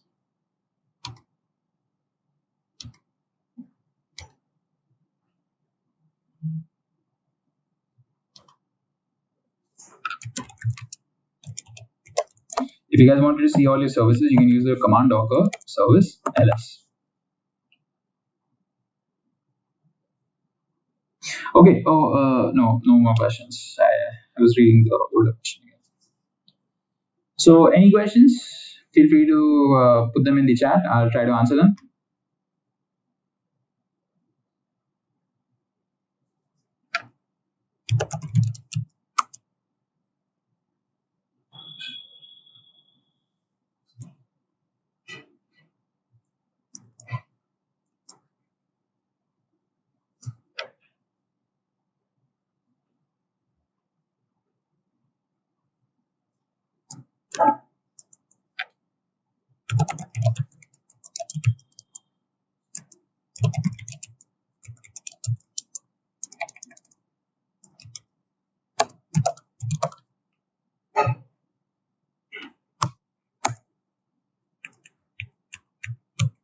So this is how you guys put down a service. Just type in docker stack rm monitoring stack, and if you want to start it up again, just type in docker stack deploy -c, then the name of your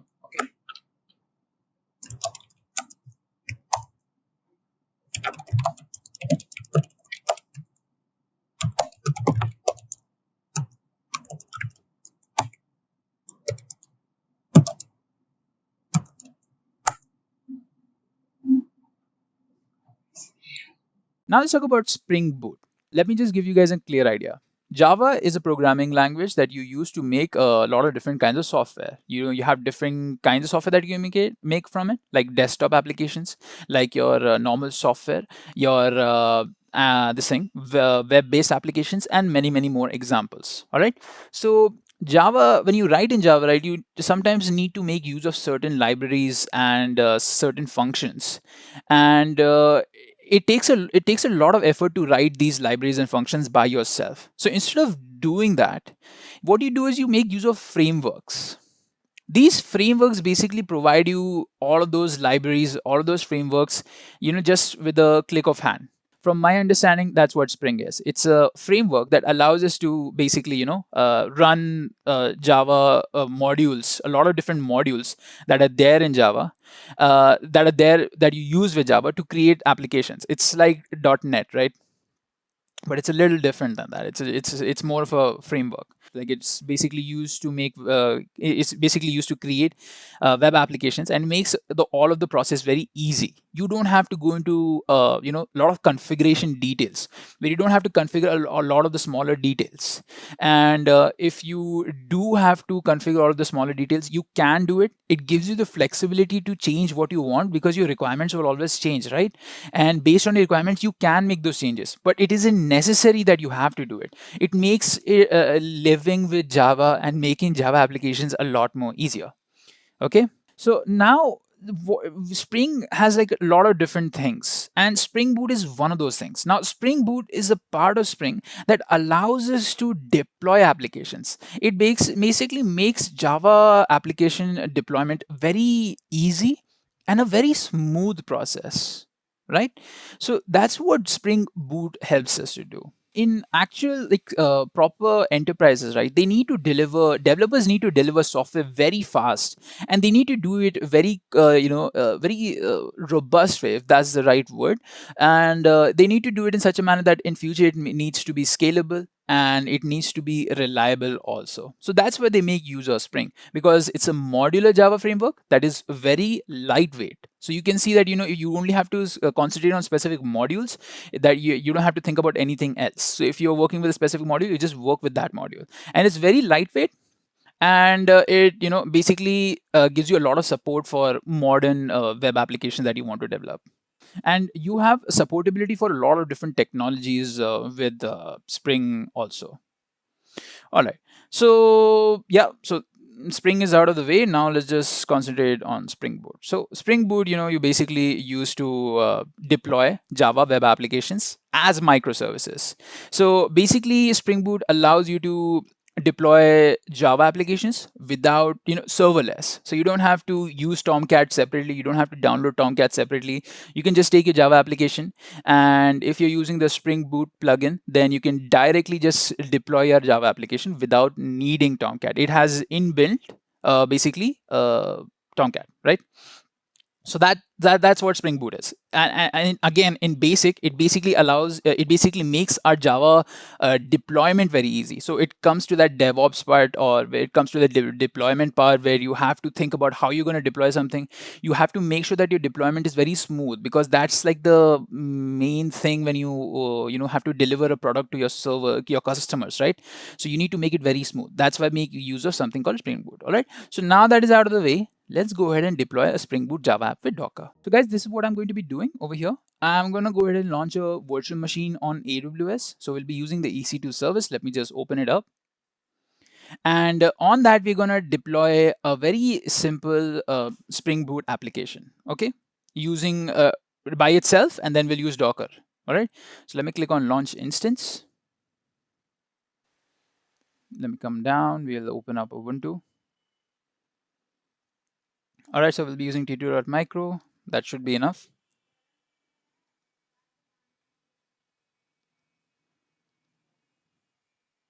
We'll configure security group over here. It's having like a inbuilt thing, so it doesn't really need to make use of an external web server. It just does it by itself. It comes inside of the jar itself. It's like a very powerful jar, you can say, in a way.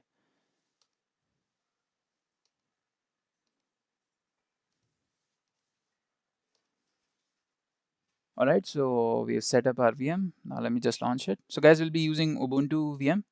So we'll be launching it on Ubuntu in Linux, okay?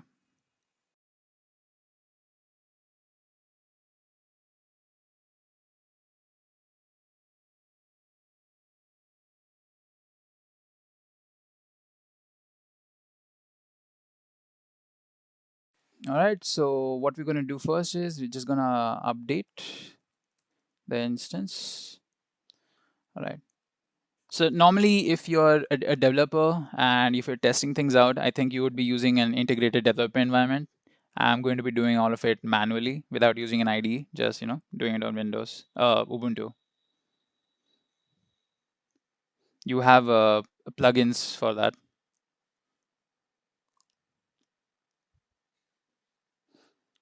Now you can install Spring Boot separately and make use of it. But what we're going to do is we're going to install Maven, and we're going to use a plugin that is available through Maven to work with Spring Boot. Okay. So the first thing we are going to do is we're going to set up our directory over here. Okay. So what we're going to do is we're going to set up our directory. So first I'm going to create a project directory. All right. So let me just head inside the project directory. And inside of this, we're gonna set up the source and the file, the folder in which we're gonna have all of our files. So let me just do mkdir again. So we're gonna create main, and we're gonna go ahead and do Java, and then fun. Fun is the name of my directory. Okay. So now that we've done that, we're going to go ahead and create a pom.xml file. Since I know a lot of you already know how Java applications work, you know that you need a pom.xml file to build it and to make it into an executable. So for all of those guys who don't know what Java is and you don't know how to work with Java, so this is what happens. So you normally, when you're working with software development and deployment, right? You don't directly just use JRE for it. What you do is you basically write your Java code. You use a build tool to build the Java code, because your Java code won't be alone. You'll need some dependencies with it. It can be some kind of function that you're using. It can be some kind of plugins you're using. And for that purpose, you need to build the software. So the building process is basically taking the code and you're putting it in one place and you're putting the dependencies with it. And once you do that, you make it into a single executable file. You have these .jar files or .war files or .er files. These are the build files. These are the artifacts or packages, whatever you want to call them. They're basically the software. Your code isn't alone the software. Your software is basically your code with the tools and dependencies that it needs. So those are your .jar files or .war files or .er files in Java's case. All right. Okay, so we have created this directory, right? So now what we're going to do is we're going to create a file called pom.xml file. So pom.xml files are basically files in which you mention how you want your code to be built. Like you want to mention some specifications on how you want your code to be built, right? So to do that, you create a pom.xml file. So let me just go ahead and get my configurations. I'll just show you guys the configuration once I paste it in. All right, so guys, this is my pom.xml file. You can see my model version over here. The group ID I'm using is org.framework. Artifact ID is going to be GS Spring Boot Docker. All right, so okay, so we'll let it be that. The version is going to be 0.1.0. All right, I just want to change the artifact ID.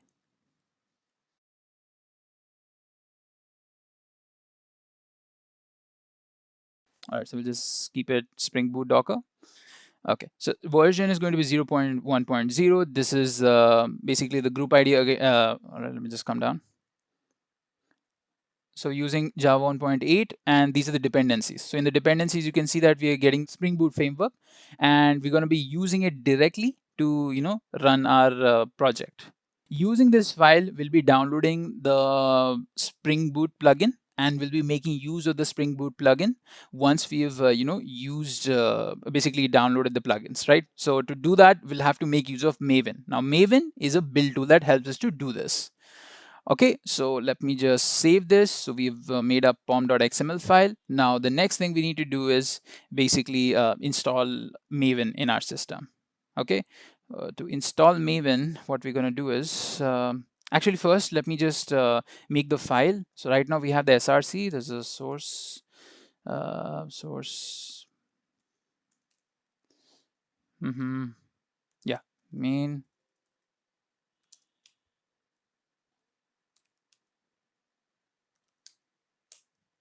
Okay, over here what we're going to do is we're going to create a app.java file, or let me just name it application.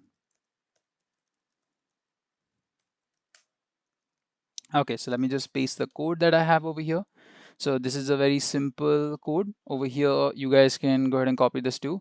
And you know what? I'll tell you guys a very easy way to get a sample package. There's something called Spring Initializer. You can generate a sample package for yourselves. All right. So, or if you want this code, go ahead and check out the documentation. You can even find it over there also. So let me just copy this code. What this code does is basically prints out the statement, hey guys, hope you are enjoying the session. So that's what it's going to be doing. And we're going to be doing it by using Spring Boot. All right, so let me just save this Java application. All right, so we have done that. Now what we're going to do is install Maven in our system. So let me just head to OPT. And over here, we are going to install Maven. To install Apache Maven, we're going to get the latest version. Let me just download it from here. Copy the link address. Use the wget command to get the Maven file. Right, so we just need sudo access, root access. So it will install, download Maven for us.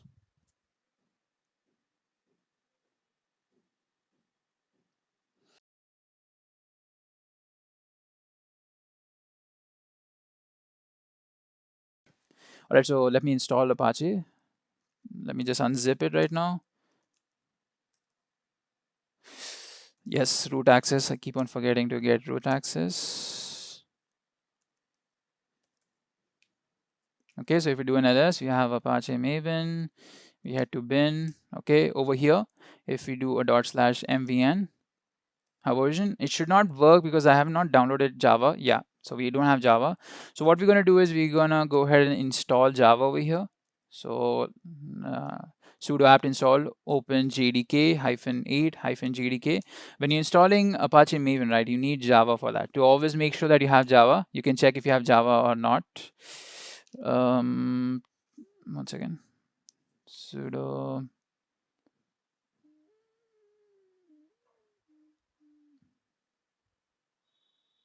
One second, let me just try this again.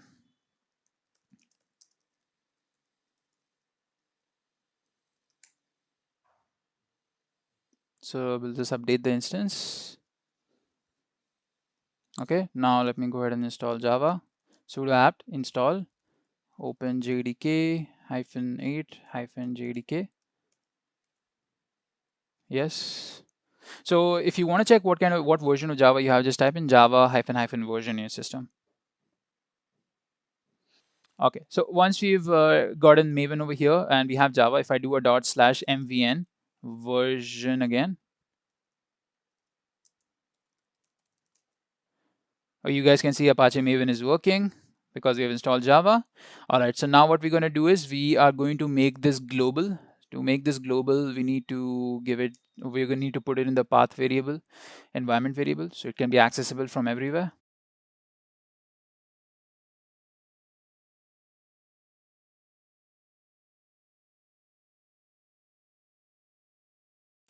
Export path equal to $ path colon opt Apache. Just copy it directly from here.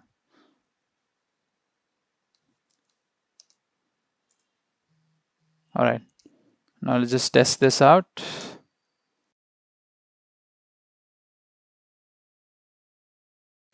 All right, so it's working fine. So basically we made Maven available from everywhere. Now we're gonna head back to our project folder. Okay. All right, so basically we've installed Maven, and what will happen over here is basically Maven will read through the pom.xml file. It will understand what are the plugins, and one of the plugins is going to be our Spring Boot plugin, and it will download it, and then we're gonna run our Java app directly without having to install Tomcat over here. So Let me do that. We can do mvn package. So this will create our package. And java hyphen jar target slash spring boot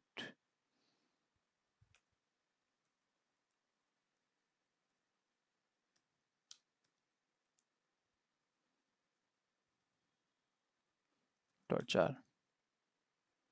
Okay. So it will start packaging it. So there are some life cycles within Maven. So first what happens is it compiles. So first it will compile the project. Actually, first it will download all the dependencies after it reads through your pom.xml files. If it understands that there are certain dependencies it needs to download, it will download them from central repository or whatever location you mentioned. And once it does that, it will start compiling your project, basically, turning the .java files into .class files. And once it converts the .java files to .class files, it will perform all the test cases if you have any test cases. And once it's done that, it will go ahead and package your thing. So you can see over here, it tells that build was successful. Okay. So if we do an ls, we should see a target folder now. So let me go inside target folder. Okay. So we have our .jar file over here, Spring Boot Docker 0.1.0. So this is the one that we created. Okay. So this should have basically run it. I wonder why it didn't run it. Let me just try using another command. Ambient spring boot run. Let's try this.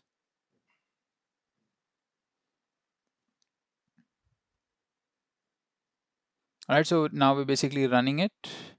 Okay, so we have the application running at the port 8080 by default. Okay, so this is basically us running our app using Spring Boot. So all I did was use the command mvn spring boot run. Okay, just open up our browser over here. Let me copy the IP address. Now, if you're using your own system, you need to do localhost. I hope you guys are aware of it. Then we'll head to the port 8080. And we see the message that we wanted. Hey guys, hope you're enjoying the session. So guys, this is our basic deployment of the Spring Boot Java application.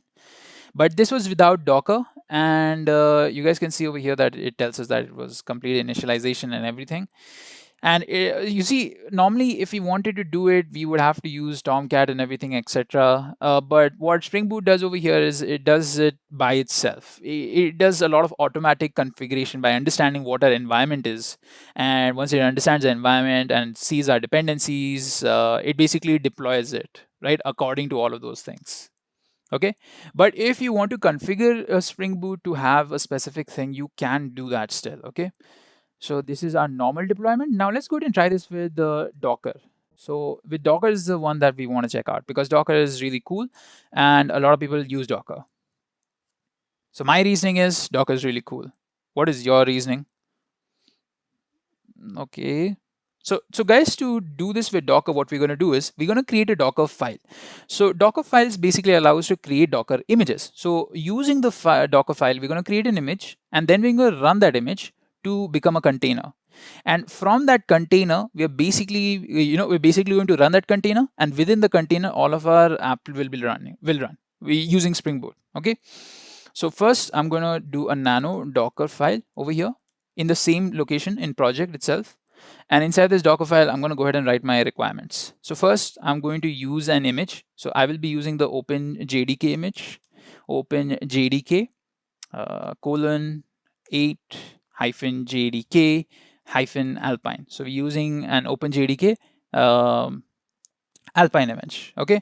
Now I want to mention an argument that is jar underscore file equals to target slash star dot jar. So this is basically me assigning argument over here that I will be using later. That argument equals to the target slash star. So what this is basically going to the target directory within the current directory. So it will check if there's a target directory in project, and if it finds it, it will go inside and it will look for a .jar file. It will look for all the .jar files. Okay, and it will put them in the jar file argument over here. All right, so once we've done that, we're going to go ahead and copy this jar file. So the copy instruction basically allows us to copy files from our source directory. So let me just type in jar file, and I'm going to mention the location app.jar. So this is going to be location inside my container. Enter. And now we're going to use the entry point command to run a command. Entry point instruction. Entry point braces, close braces. Inside of the close braces, we're going to mention the command that we want to run at the starting of the container. So that's what your entry point command is used for. And within the close brackets, you can mention all the variables that you want to use or parameters. So basically, you're typing the command.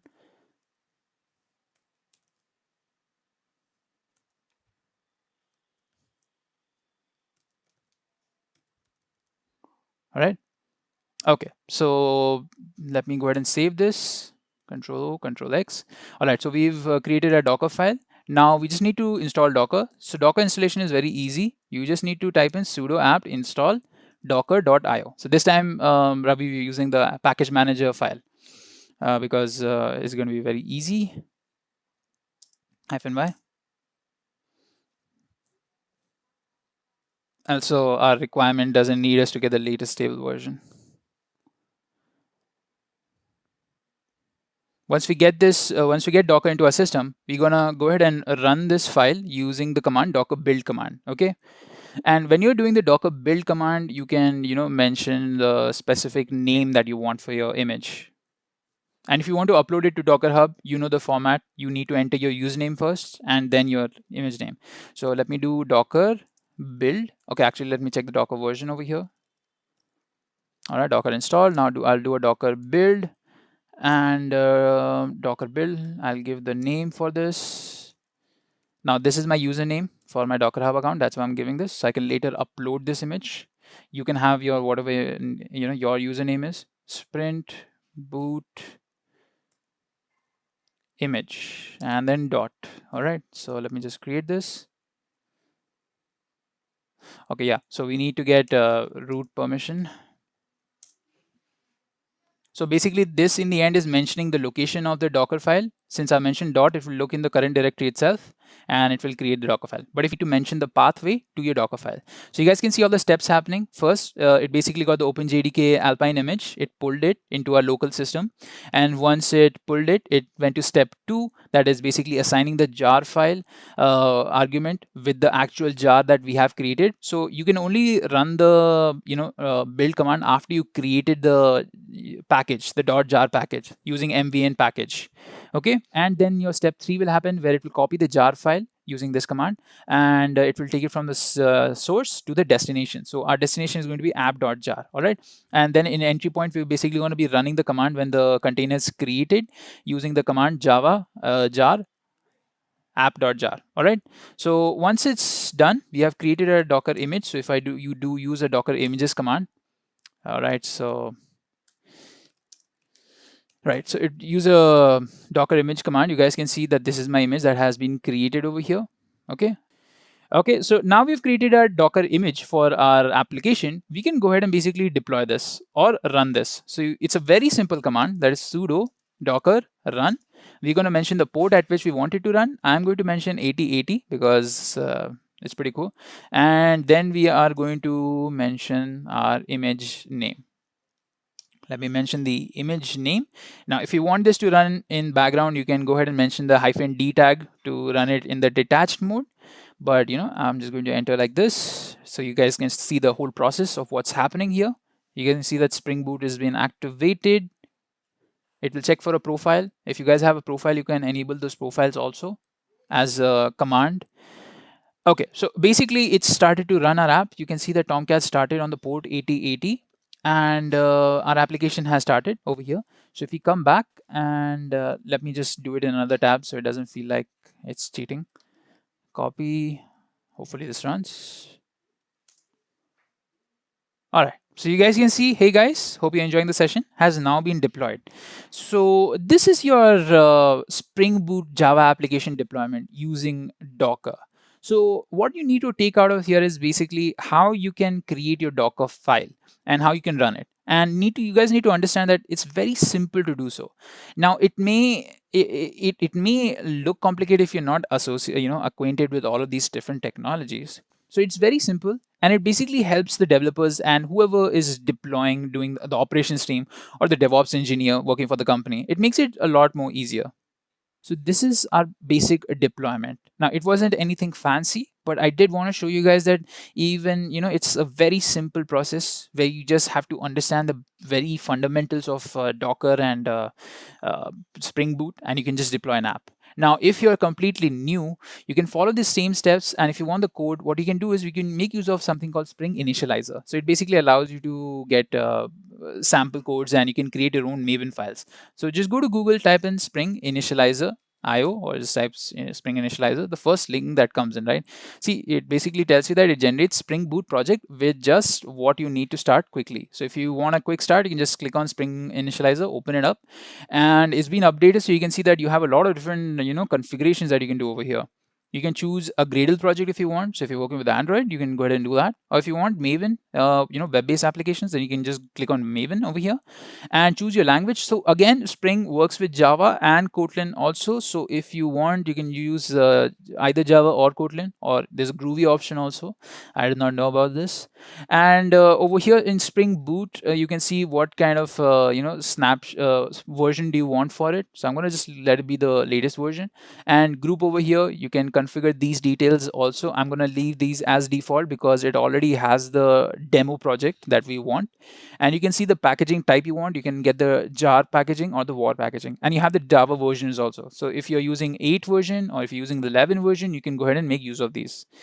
Okay, and if you want, you can explore the whole directory also. So just click on explore over here, and it will show you what all you'll be downloading. So it will show you the pom.xml file, and you guys can scroll through the pom.xml file, and you can go ahead and copy this directly. So it will copy all of the code and paste it on your own system, or if you're downloading it, then you can download it also.